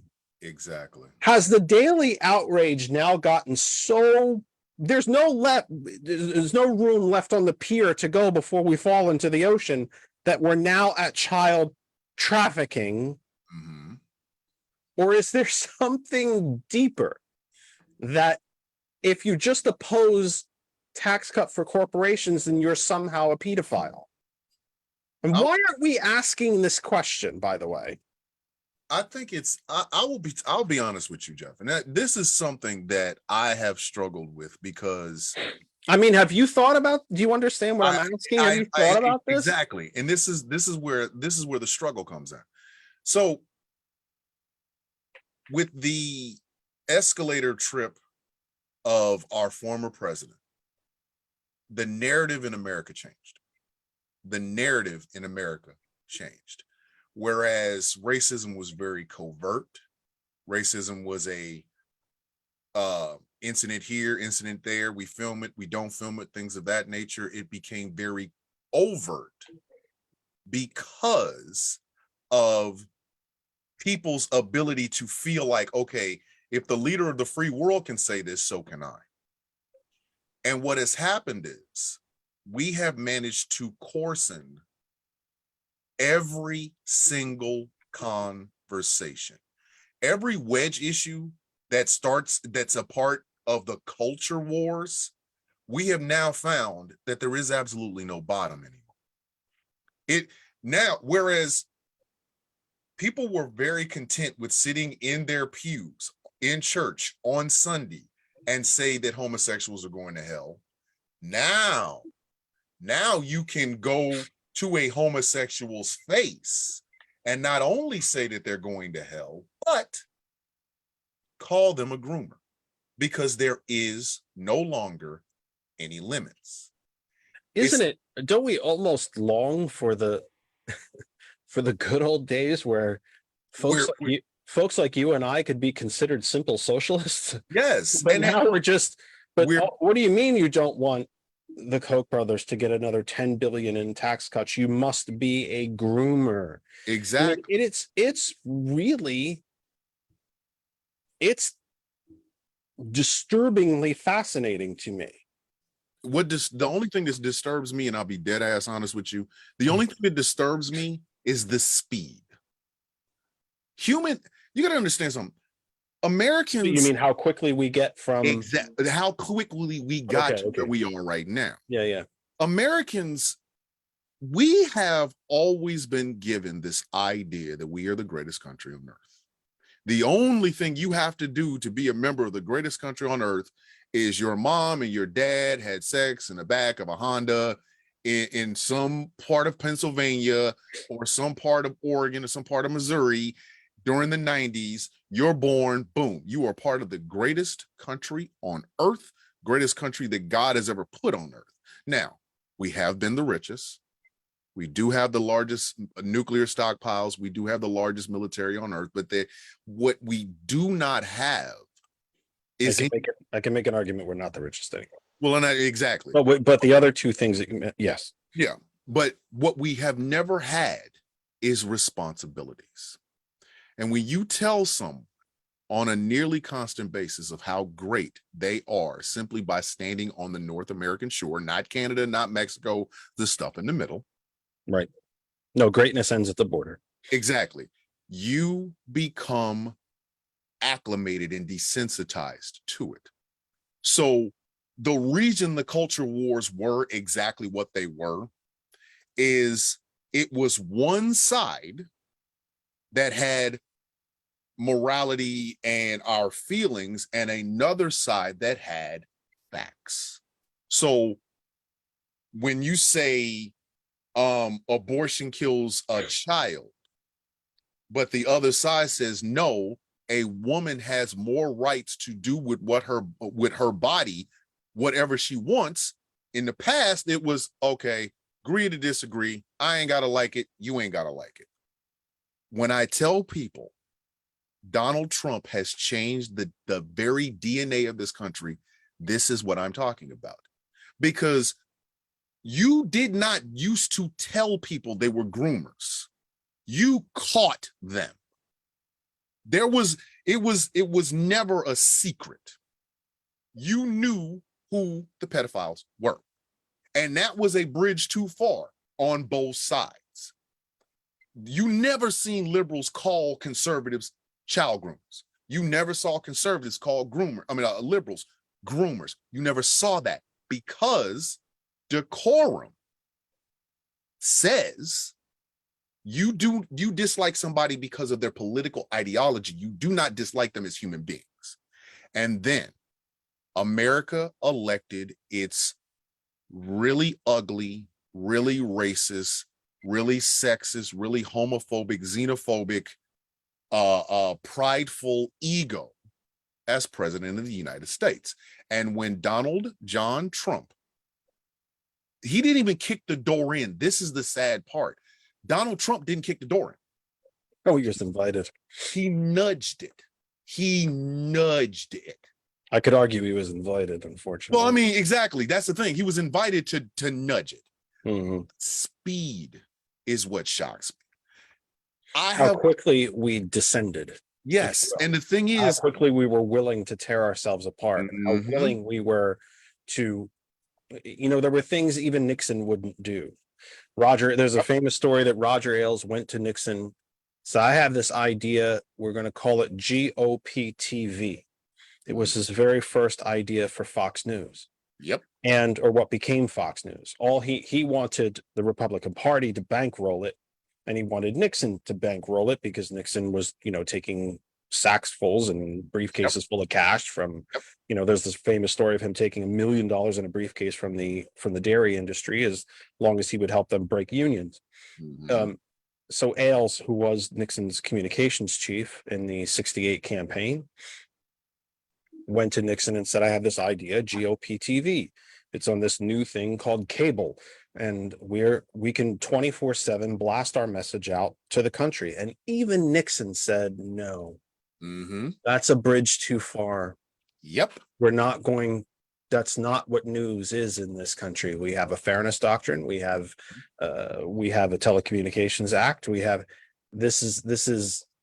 That's not what the news is. And even Nixon wouldn't go that far. Mhm. So And am I correct in saying that we're now willing to go everywhere now? And that exactly. And how quickly we did that. Mm-hmm. And what you've seen is when one side of the political debate has no bottom, they have no basement, the bar is literally in hell. And you have another side of the political argument that is always about, well, we have to keep reaching out to these people. They are Americans too. When you have this tete-a-tete between these two, it works for any sensible president, a senator, a congressman, a former governor, former DA, what have you. You elect a businessman, and not just any businessman. You elect a businessman whose vices have been out in public for consumption for decades. I told people I would not support Donald Trump. I don't like Donald Trump. I've never liked Donald Trump. And people keep asking me, well, why don't you like Donald Trump? I say 1989, the Central Park exonerated 5, because I was the same age as those gentlemen. While he was taking out full page ads in every New York newspaper, basically asking for the death penalty for 5 innocent Black and brown people. And just did again, by the way, not too long and still has ago. Never apologized. So we saw that, and there was a whole lot of disbelief on the left, a whole lot of disbelief. So he gets elected, and literally the lies they started at the escalator, but now they're behind the seal of the president of the United States. So if Donald Trump can say it, he said it in his previous life, he said it on The Apprentice, he said it in tweets, we elected that president. We elected the mean troll bully as president. And that literally meant that there was no basement. Decorum out of here. civil discourse, out of here. Moderates, out of here. And you still, even in the midst of that, had news organizations who are not left-leaning or right-leaning, they're all about the money, being in the same room with people like One America News Network, who they didn't have principles because they took Fox News's pattern or The blueprint. playbook, yeah, the blueprint. Exactly. Took their blueprint, took all the walls out. They said, oh, well, the building's still going to be the same. It's just not going to have any walls. So how is it that you explain then? I know how I explain it. I'm often told and even ridiculed that I'm being overly simplistic, that not everything comes down to money. Hmm. How do we explain then the Ted Cruzes of the world, the Josh Hawleys, the Marco Rubios, the Rick Scotts, the even some of the more someone like a Tom Cole from Oklahoma, who was always considered, who's been in the House, by the way, for about 800 years and is long needs to be replaced, but that's not the point, was always considered to be that quote unquote moderate who now, Donald Trump can do no wrong. Is that who these people always were? Or is Yes. that where the money's coming from? So now that's who they are. The money is going to come regardless. Big businesses and corporations are going to pay for politicians. They know this. Republican and Democrat, they both know. Both parties know. Say something that's good for the corporation, you will get the money. But these people have always been this way. Think about this for just a second. You have a wife, I have a wife. A lot of the listeners have husbands and wives. If a man said something, be it on a campaign trail or on a stage, about your wife, you're going to lose your decorum and you're going to want to knock them out. You're going to want to, you're going to want to see whether or not, you have little hands. Let's see whether or not you like these big hands in your face. Now, that would be the normal mindset of a normal human being. Ted Cruz, on the other hand, not only did not defend his wife, not only did not defend his father, but then turned around and campaigned for this man. Why? Because money's coming. Money will always be there. But power is a totally different beast.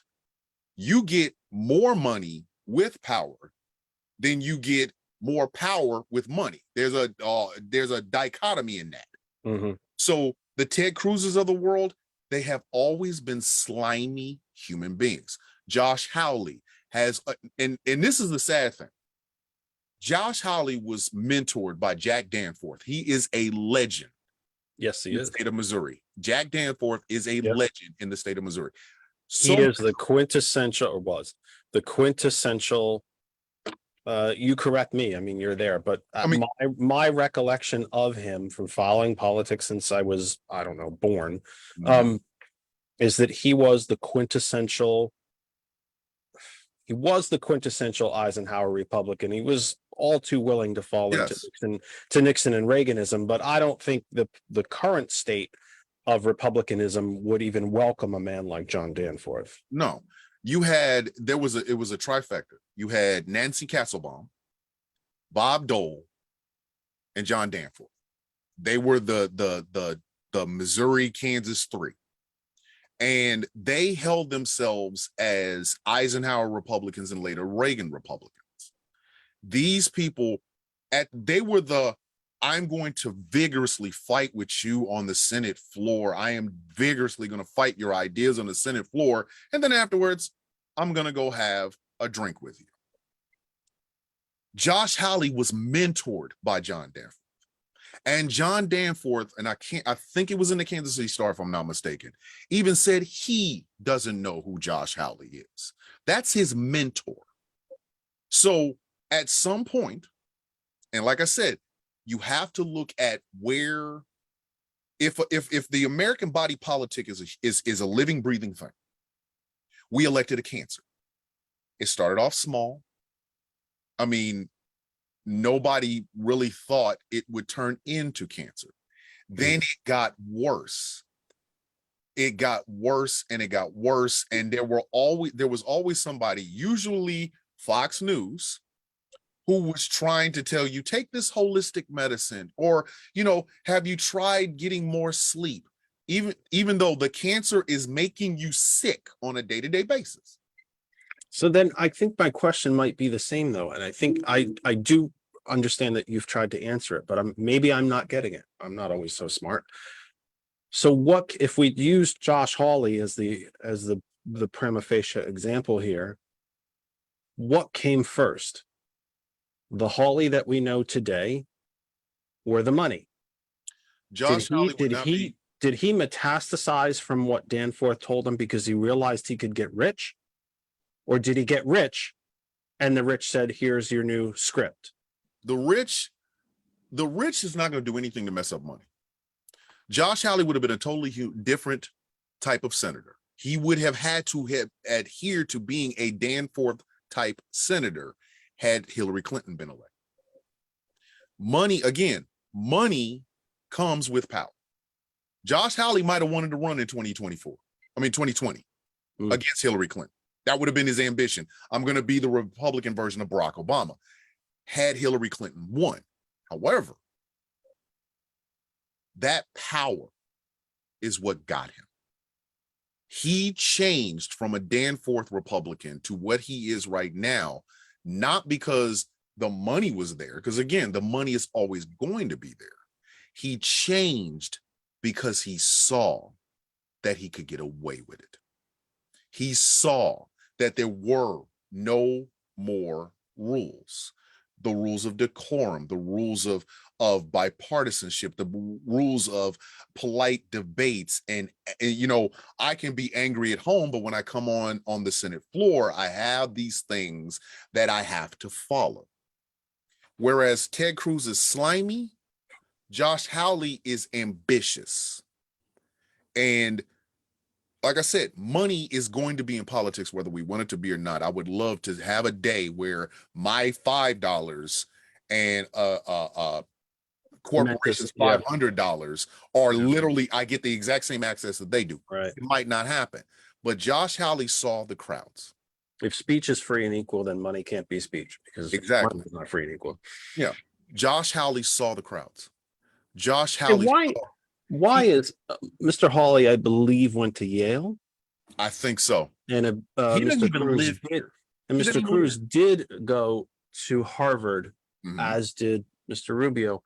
Why are they not East Coast Ivy League elites?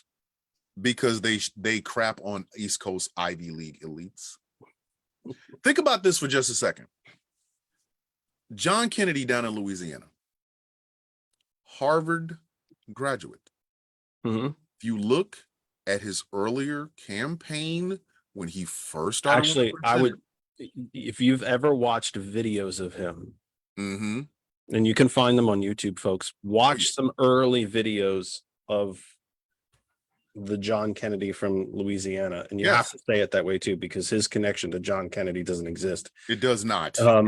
Watch some of the early videos of him from the earlier 90s.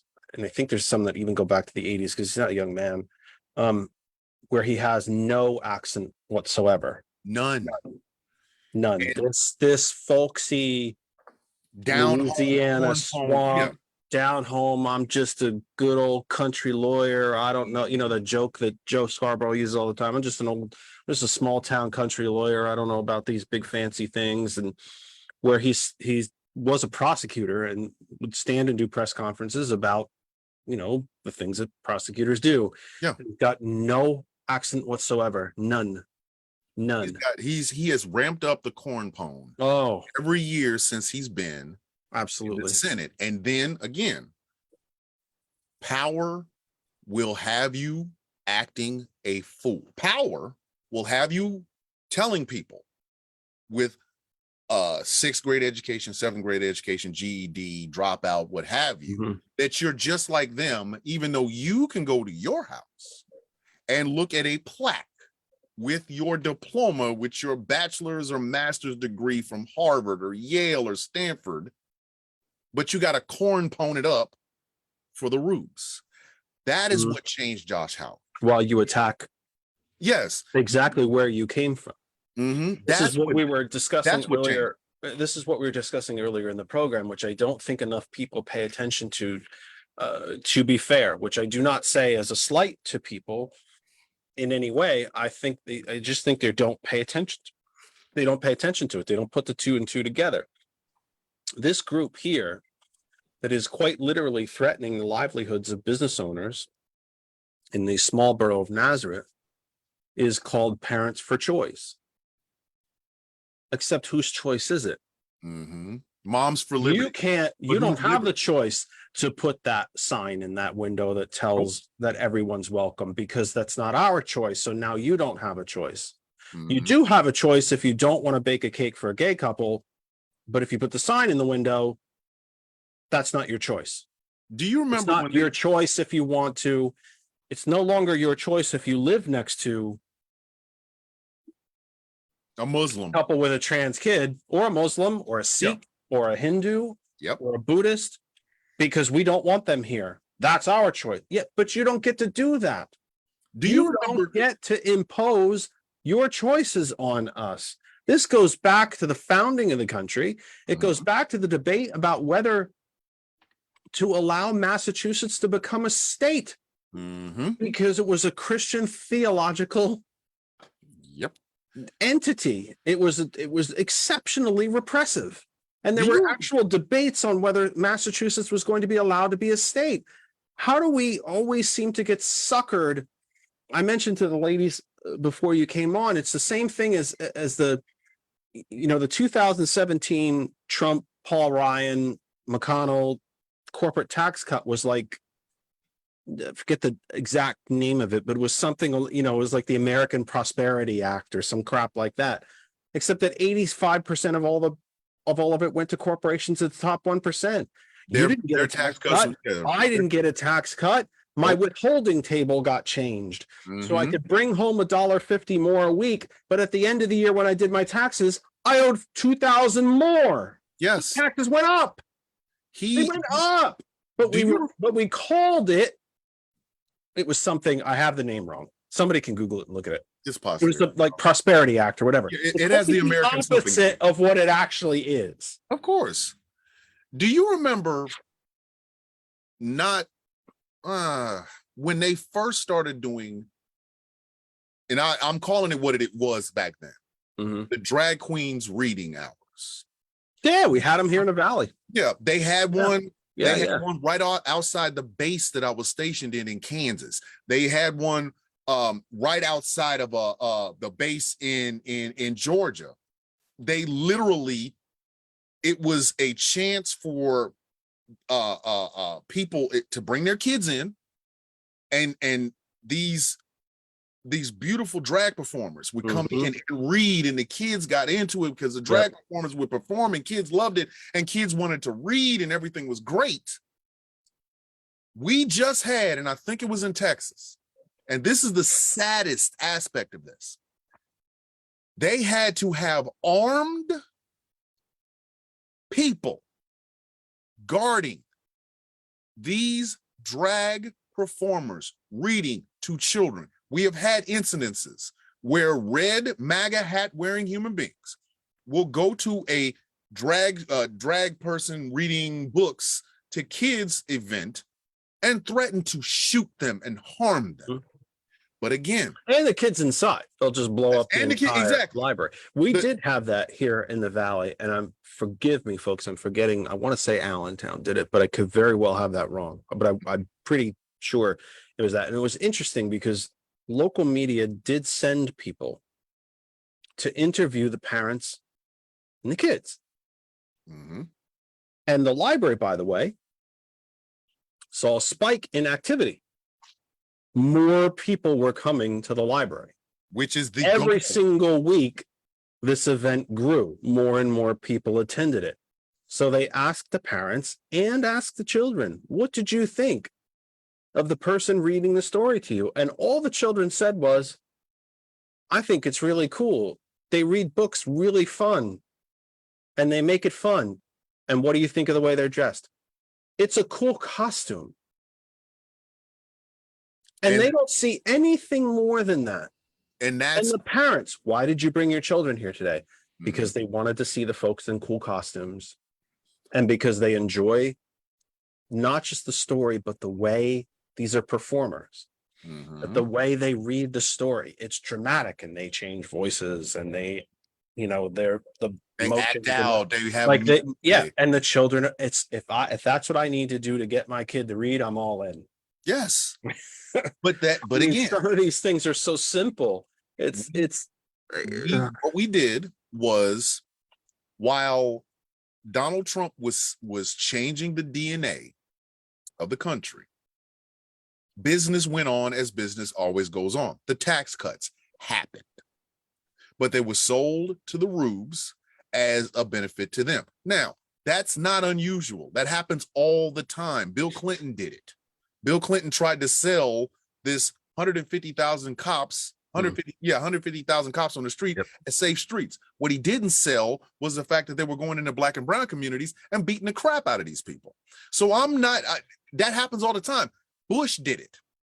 Obama has done it to a certain extent. Biden has done it to a certain extent. But it was while under Trump, while the DNA of the country was changing, that we're going to slip these tax cuts in, because that's what Mitch McConnell wanted. We're going to put 230 and the judges. He wanted the judges 235,000 more, or 235 more judges on judges' bench, because that's what McConnell wanted. But Donald Trump at the top of the ticket, Donald Trump as the head of the country, he was in turn changing the DNA of the country.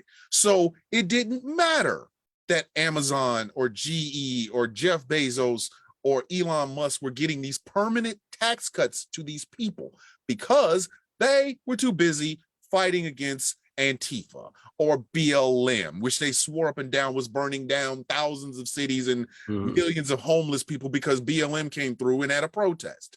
The QAnon conspiracies started. Think about this for just a second. Alex Jones was the loudest conspiratorial person I knew. He had a YouTube channel, he had a show, and that was it. He did the Sandy Hook thing. People were like, wait a minute, hold on, this is a little bit a bridge too far. Then QAnon came in and said, hold my beer. QAnon had people. The earliest days that I recall of Alex Jones is he used to be a regular guest on George Norrie's Coast to Coast AM, if you ever heard that. Yeah, I remember that. And he used to come on and talk about the way the Israeli government was subverting.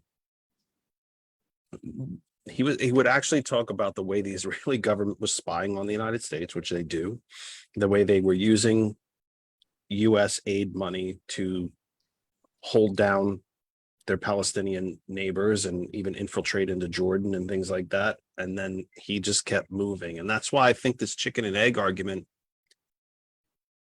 is probably not a broad brush. It's probably different for every individual. Everybody has. Alex Jones was not, I mean, if I go back 20 years, Alex Jones was not this nuts. No. But there was a lot of money to be made. So I think he became this nuts. Yep. I always think Ted Cruz was a little bit nuts. I don't think Marco Rubio was. I don't think Josh Hawley was. Rick Scott, I don't think knows. If you really take a look at the look on his face, I don't think he knows where he is half the time.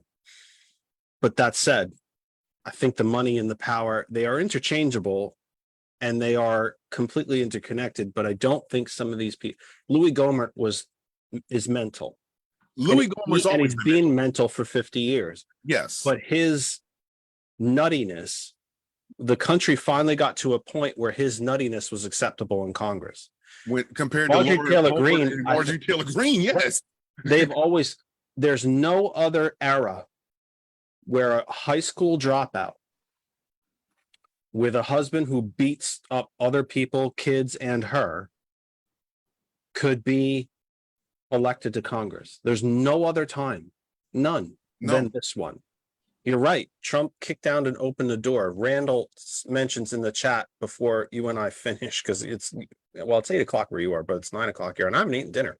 Let us all remember that in Shakespearean England, women could not be actresses, only males could be, so they had to dress up like women on stage. There you go. 100% correct. I mean, it's such a simple little fact, but it's 100% true. It's 100% true. And I don't think you know, I don't think the folks on the dirty London streets were threatening to kill the actors at that point.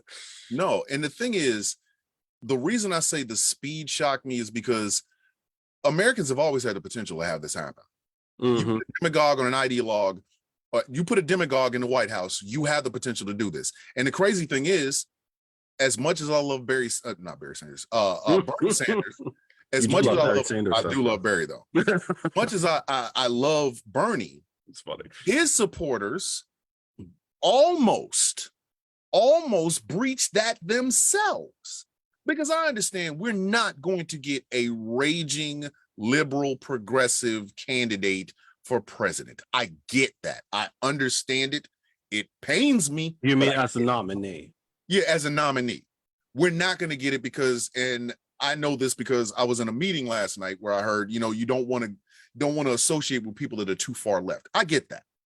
But the thing about You know what? I'm continuing to be fascinated by that. What the hell is too far left? What is that? exactly What is, I want someone to tell me. 2 weeks ago on this program, Bob Hollister is running for the United States House of Representatives from the 11th district here in Pennsylvania, a man who himself openly admits, I was a registered Republican my entire life until the insurrection, and I changed parties. Mhm. Even though he was a school district superintendent, has a deep belief in public education, knows all the problems of public education, actually supports teachers' unions. He may have been a Republican, but he was a damn liberal one, if you he was will. If I'm not, Rockefeller Republican.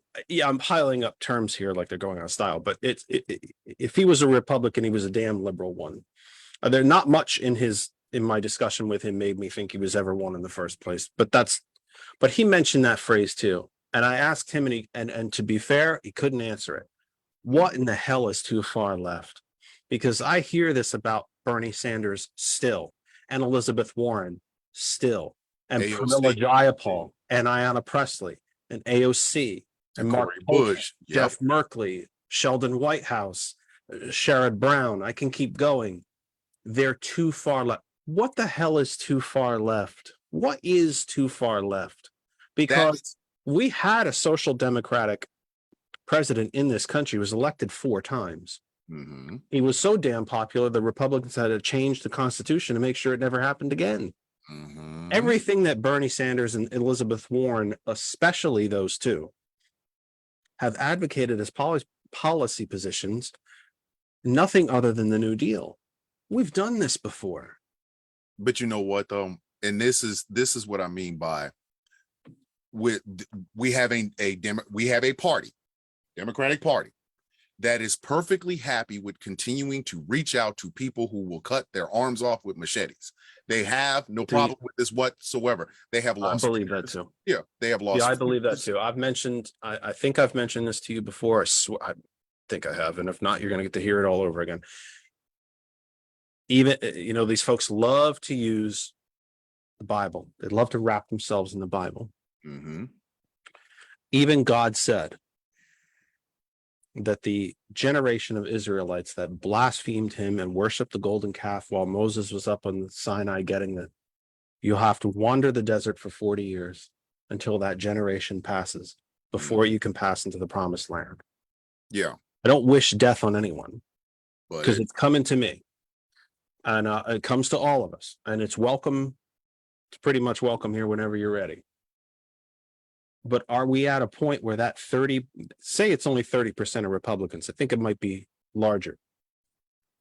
I think we're at a point where that 30%, that MAGA, that red hat crowd is that generation of Israelites. They're just going to have to pass on before the Republican Party regains any sense of self, and it's Citizens United and the Buckley decision and Vallejo, and that money is not speech and corporations are not people. And until those two things happen, until the MAGA generation either loses interest or wanders off or passes into a better, what I hope for them is a better realm, and we fix Citizens United, Buckley versus Vallejo, the Telecommunications Act, which is overlooked, by the way, the Telecommunications Act of 96, which Bill Clinton signed for some unknown. Well, I know why he signed it, because he he was a new Democrat. got paid for it. But Yep. until these things are fixed, I don't see the return of the other side. But the thing And is, democracy demands two functioning political parties at a minimum, if not many, many more. we are not going to get there as long as we keep trying to pretend that the most extreme left-wing person is no different than the most extreme right-wing person. Because the most extreme left-wing person, you get socialism. You get a flat out, everybody, pays in. We get what you get what you earn, and everybody is taken care of. That is the most extreme left-wing person you can get. The most extreme right-wing you can get is January 6, 2021, period. And as long as we're pretending, it's the same thing with the idea of, I'm going to make a sign to put out in front of my business that says all are welcome. And I'm going to use rainbow colors. And you're going to be inundated by people who are solely believing that you're grooming. You are trying to groom my children. You're a groomer. You're a groomer. That is the extreme of the right. And as long as there are people on the left who say we've got to keep reaching out to these people, even though they sharpen their machetes daily, they have a taste for blood. They have already told you, if democracy can't work the way they want it to, they will torch the House with us all in it. And the only thing we're offered on the side of the people, of the side that we go, hey, we really do honestly care about these people, is don't go too far left.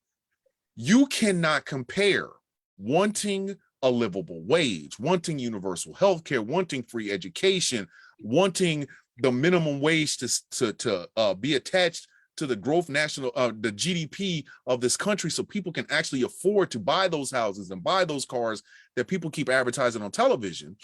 You cannot compare that to an insurrectionist. You cannot compare that to a person who sits in Dealey Plaza waiting for JFK and JFK Jr. to show back up. So when I heard this last night, I almost snapped. I was like, no, never mind. I ain't even gonna say, because this idea that we have to keep reaching out to moderates. There are no moderates in the Republican Party. There is the business half of the Republican Party and the nuts. I think there's moderates on the street. Yeah, of course. They're But I absolutely. don't know that there's any moderates left in positions of power. No. I think that my neighbor, and I've had this discussion when Kristen and I just go to our pool right here in our complex, and they go, "Oh, you work for the Democratic Party?" Yeah, I do. I'm an elected Democratic official. But let me ask you about this thing and this thing and this thing and this thing and this thing. And they go, "No, we agree with that. We agree with that. We agree with that." We got through about 6 different things before the gentleman stopped me and said, "But I don't agree with you on guns." I said, "I don't care how many guns you have. I could care less. I don't care." We're still I fighting. said, all I want you to do is keep them somewhere safe. I said, I don't care how many guns you have. My dad had an attic full of probably 100 guns up there. I don't care how many you have. The point, and I never got to him. And if I did get to him, he'd beat me to hell with it. Yes. What I want you to do is be able to afford to see a doctor. So let's just take this gun thing. Let's just set it over here. I want you to be able to see a doctor. Would you like to see a doctor? Yeah, it's really expensive. Okay, well then we agree on that. And that's the thing. Do you think the We're public school arguing system these- should be shut down? No. Public schools bring value to the community. Okay, well then we agree on that too. So I do think that there are moderates, if you will, on the street level in Yes. your neighborhood and in my neighborhood and in neighborhoods all across this country. But the Republican officials, elected or party officials, what used to be a political party, but the party officials, the party structure, and the elected officials, no, I don't think there's any of them left. I really don't. I think they've been drummed out. They made a devil's bargain. They made a devil's bargain with Donald Trump. They made a devil's bargain, and it was a bigger devil's bargain than they've ever made with any other Republican president that has ever come through. For power and money. Yes, there used to be Strictly for power and money. Exactly. There used to be an unholy alliance between big business and religion. Now there's an unholy alliance between what is left of big business and religion, and the kooks, the nuts, Hey, I got the it. QAnons. And what's sad is, as the party itself does not address these things get stronger.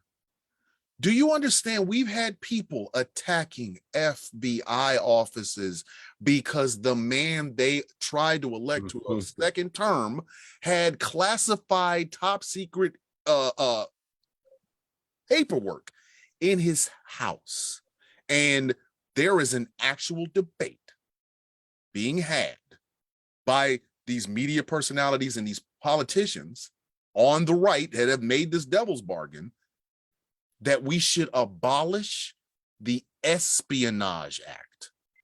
So you wanted this guy to be president in a second term. He lost. He took a bunch of stuff. Some of the stuff that he took was top secret.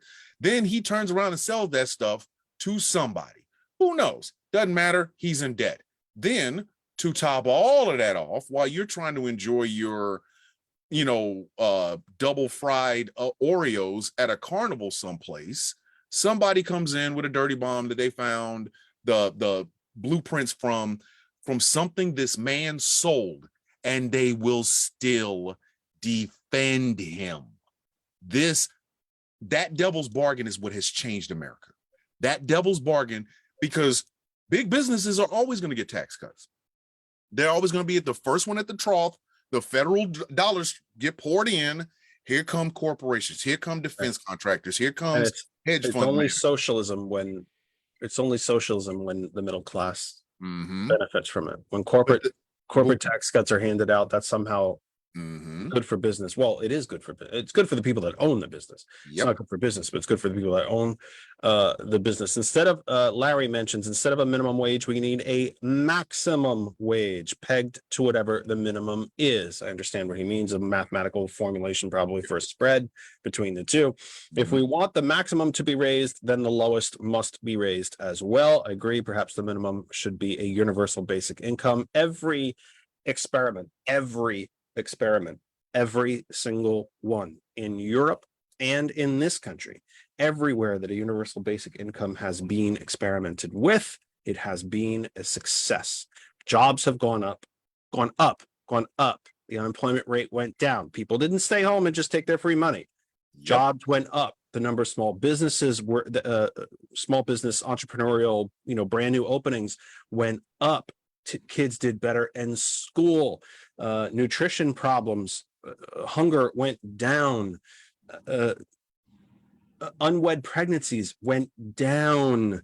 Mhm. The universal basic income works, period, end of story.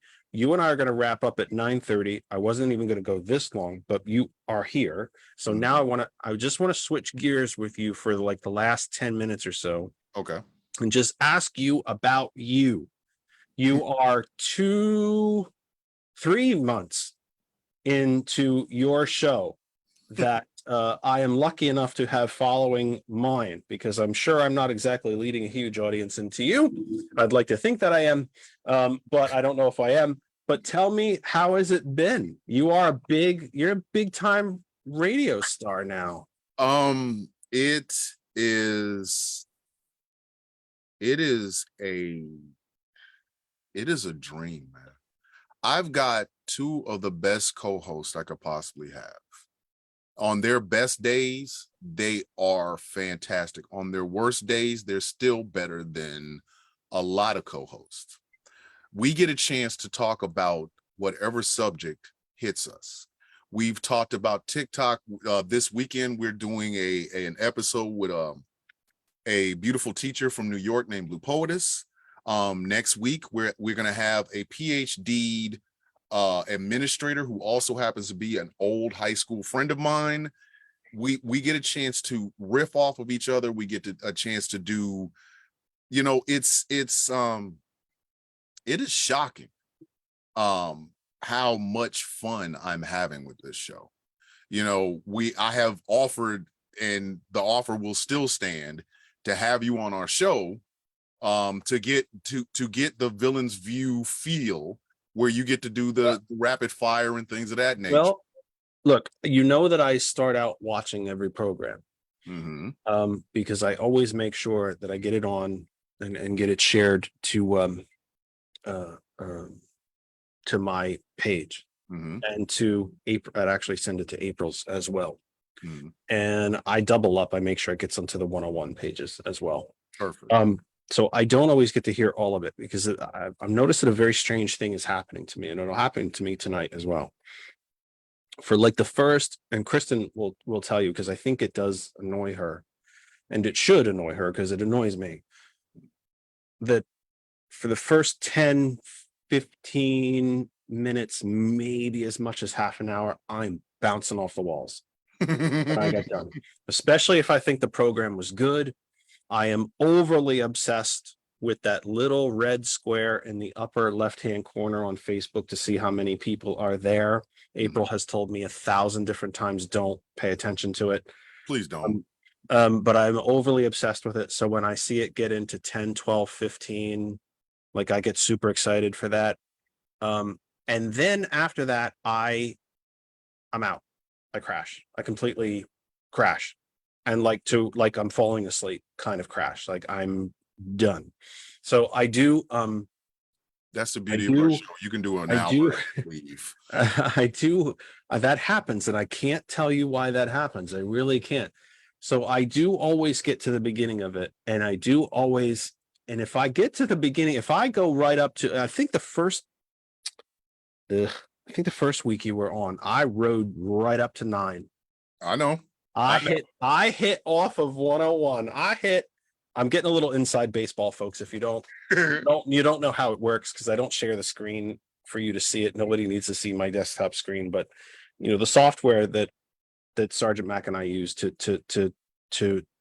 broadcast on a Hot 101 is this little square, and it's got a sound meter in it and all that stuff. And I rode the 1 week right up. I think it was 8:59. I clicked off, and you clicked right up. And it was a thing of beauty. It's just the way they taught me in broadcasting school, and I was flying that night. And I did tune in, and Kristen had to tell me, I'm watching it, and Kristen had to tell me, and I don't mind telling you, I thought the first one was a little rough. Yeah, it was. You looked nervous. Everybody was nervous. I don't think they knew what to say. I don't think they knew when to talk. And I just I got a call. And she's going, leave him alone. It's his show. You leave him be. You just did 4 hours. Leave him be. And now it's simple, right? Yes. And I don't mean simple as in like simple. But you got it now. It's like anything else. You do it, you learn it, and then it gets easier. But you know what? Let me stop. But I do watch that first half hour. So I'm like, I gotta go. I gotta get in there. And every week, Kristen will just leave him be. Leave him be. Let me say something. And then you get in a roll. But let me say I love when we get to do these things together. I don't know if we need to pick another night, do the two things apart, and then we'll go together. I don't know, but this is so easy and simple. I don't understand. For two people who've never met in person. Never. We have never knew each other before. Bob Dietrich sent me your TikTok and said, call this guy. You need him. And then, and by the way, Bob sent me I'm really going off on a tangent now. Bob sent me another young lady on TikTok. He's like, you should contact her and have her on the show. You are the single only person who's ever answered me. That's probably because you have to get out there more. I've contacted a ton of I'll to do this, but they never answer. But yeah, I've wanted to. It has gotten better and it has gotten easier. I can see that everybody's so much more relaxed now. Yes, but let me stop you because I want to do something. I have been meaning to do this. I've done it on my show, but I'm going to do it right here, right now, with you sitting in front of me. And I'm going to try to do it without doing a whole lot of emotions, because I will cry at the drop of a hat, because I am perfectly okay with my masculinity. You're going to have to give me a color before we go. Yeah. Oh my. I need to tell me what color. Come on, that's. when I got out of the military, I had absolutely no idea what I was going to do. I've told this story on TikTok before. I did not know what I was going to do. I did not know what my second act was. I was just going to make a bunch of videos. I had a YouTube channel that wasn't really that big and things of that nature. And then I get a call from you. And you were like, hey, I want you on my show. Okay. And I jump at the chance. And You're the one that's jumped at the chance. yeah. And You it, usually have to chase people down. exactly. If I'm not doing something, you need me on my show, on your show, I'm Mhm. there. But there would be no Villains View.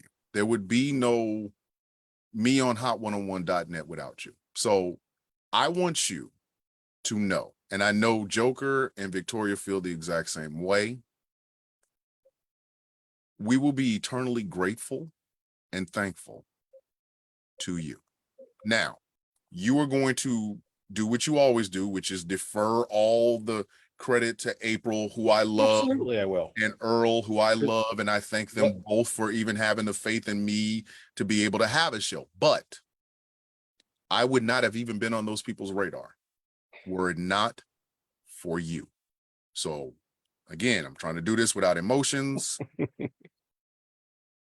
There will never, and I mean never, be a time where if you need me, I will turn you away. Because Well, you should, because you got your own, No, you got your own no, gig to do no. now. That's You don't the need, thing. you don't need to come bail me out every couple of weeks. Nope. I will hear none of this. I have a saying that I tell my friends and my family and the guild and everybody else. It's from a Bruce Springsteen song. It's called We Take Care of Our Own. Mm-hmm. I love that song. The first time I heard it, still love it. And I use that phrase all the time.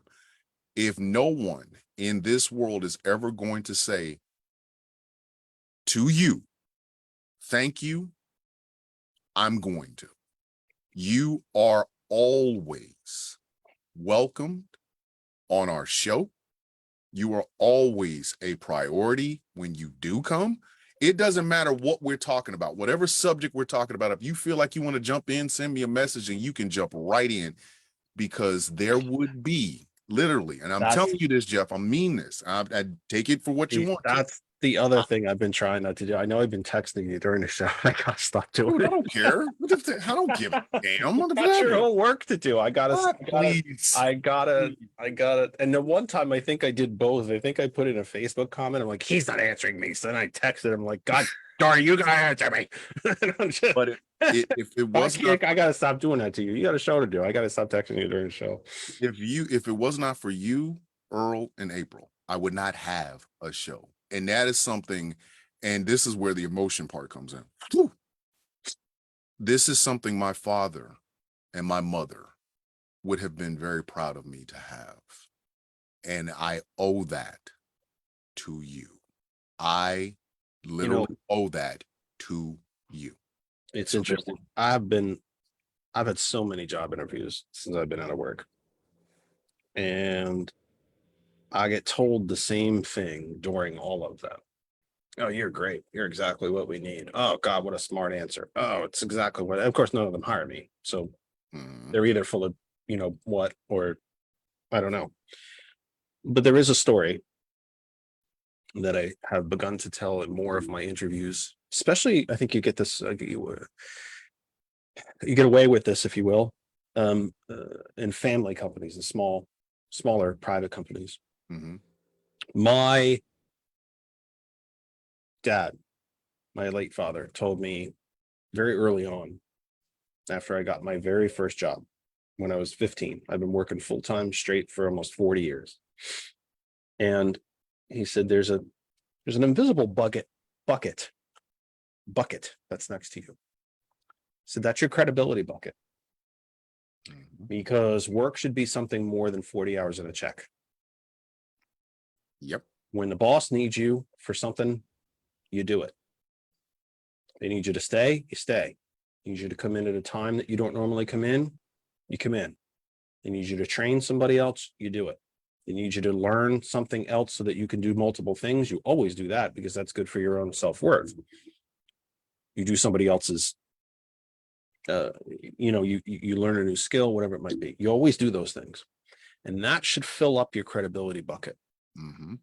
because someday you're going to have to borrow from it. You're going to have kids. They're going to get sick. Car's going to break down. It's going to snow. You break a leg. Whatever the company eliminates your particular job, but you can do another one. You want to go to school, and then you borrow, but then you put back in. Yep. So that's, I don't want to borrow too much from the credit. I borrow enough out of my credibility bucket with you. But you Got your own show to do. no, Gotta like, leave you seriously, the hell alone. I mean that. I will, no matter where I'm this, borrowing out of the credibility bucket to bother you to get candidates on the show. whatever this crazy second act of mine leads me, whether it's I stay as just hot101.net till I die, or I'm doing hot101.net, then I got a YouTube show, then I go with this show, that no matter where I go in this crazy second act of my life, there will never, there will never, Got an itch? no, there will never be a time that I don't say you and April and Earl and hot101.net first. I mean that when I told my sister that I was going to have a show, I cried. We both cried on the phone. Me and my big sister cried on the phone, because we both said the exact same thing almost at the exact same time. Mom and Dad will be proud of you. And to know that that is an achievement that my parents would have been overjoyed with. My ego's not so big to where I think, I've got here on. No, I didn't. And your name is at the beginning of that list.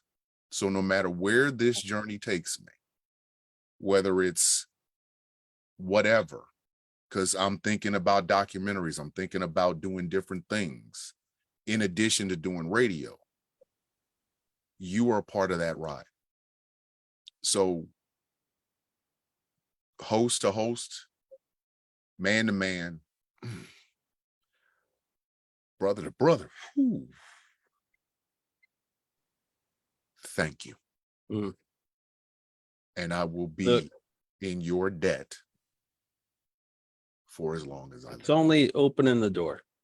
If I- nobody was listening, if you couldn't do it and nobody was listening, none of us would be there. I mean, and April will always tell me the same thing. You can stop thanking me. She's like, it's your show now. Well, yeah, I mean, if somebody wasn't listening, I wouldn't still be here. Exactly. But it goes the same for you too. If they weren't listening, don't worry about that. If they weren't listening, whatever the biggest talk AM station is in the St. Louis market, Hot 101 might not be that. There are, it is over 100,000 now worldwide. Again, it was 50 when I started, so something's going in the right direction. So it might not, for us here it's probably still WABC out of New York, 50,000 watt clear channel station in AM, the AM band as opposed to FM. They're the big right wing hate radio station in the country, really. Hot 101 might not be WABC, but if nobody was listening, I wouldn't still be here. So, and it was the same for you. If the people weren't listening, they wouldn't. Well, none of us would be on. That's the same really for anybody in any outlet. And I'm very lucky to TCP as well. just know that If somebody wasn't watching us on TCP, we wouldn't be there either. So just that's know a good that thing. You don't want to be the proverbial tree in the forest, do you? No, but just know that there will never be a time where I don't. Every single time I hit the BUTT system and go live, I think I'm here because Still the best name for software anywhere. yeah, I know. I I'm here. get it, but it's still, I know it's an acronym, but gee whiz. It's like somebody wasn't thinking about that. Yeah. I think I'm here because somebody actually believed in me. Somebody who has never met me. We've had phone conversations, we've had text talks and stuff like that, but somebody who has never met me took a chance. And I Well, would never regret that, you gotta come. regardless of what comes, what may. You know, I'm in the second half of this new villain renaissance, and I wouldn't be sitting here. I wouldn't have any of this. Hard work, dedication, things of that nature. I love my co-host. I picked them for a reason, Mhm. but there would be none of that if it wasn't for you and April and Earl. And I never, ever Lex, want let's not forget Lex. and Lex. I Let's apologize. not forget Lex. Let's not forget the big boss. I never want there to be a time where I do not seem grateful for what you guys have entrusted me with. I try to put out a quality show. I try to give out, interesting stories, different perspectives and things of that nature. And I try to do it in such a way that people want to come back. But again, there would be none of this were it not for a guy named Jeff who thought enough of me to put me on. And that I will be eternally grateful until Maybe literally- that's my second act with my health and my body falling apart to be an agent or something. I have no idea. Yeah. But listen, I will I need am a going to producer. continue to bother you to be here. Amen. I am going to try to restrain myself and let the four of you have your own space. I will take the candidates that you know and or that you can reach. I will because get I do Robert know- Ford, yeah. I do know, and I don't blame anybody for it. What is this guy out of PA reaching to us for? What's he want? But I would maintain that, continue to maintain that no one is in need of more attention and media than a Democratic challenger. Mhm. And no one knows, especially in red areas. And to be quite fair and to be quite honest, Republican candidates in deep blue areas, they're in the same boat. They don't get money, they don't get attention, they're in the same boat, and they're welcome here too.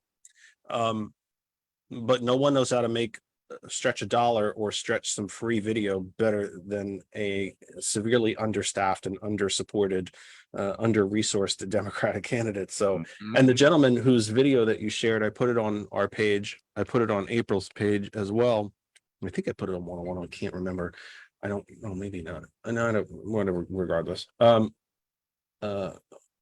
Very strong presence. I'm blanking on his name at the moment. You were Antoine live in Jennings. there. Yeah, very Antoine. strong presence. I'd be thrilled to talk to him too. But If I have to put You're not rid of me- who you're not else- rid of me him yet, and let's put Robert it that way. McFord are going to be on this show. I promise you. If I have to put both of them in chokeholds, Robert McFord, state rep candidate for our district, and Antoine Jennings, state senator candidate for our district, will be on this show. Even if I have to literally put pressure on both of them to what I find do it. interesting is that so much of what these different candidates will talk about really is universal. I don't think every issue is universal through every state or every community for that matter, but a lot of it is.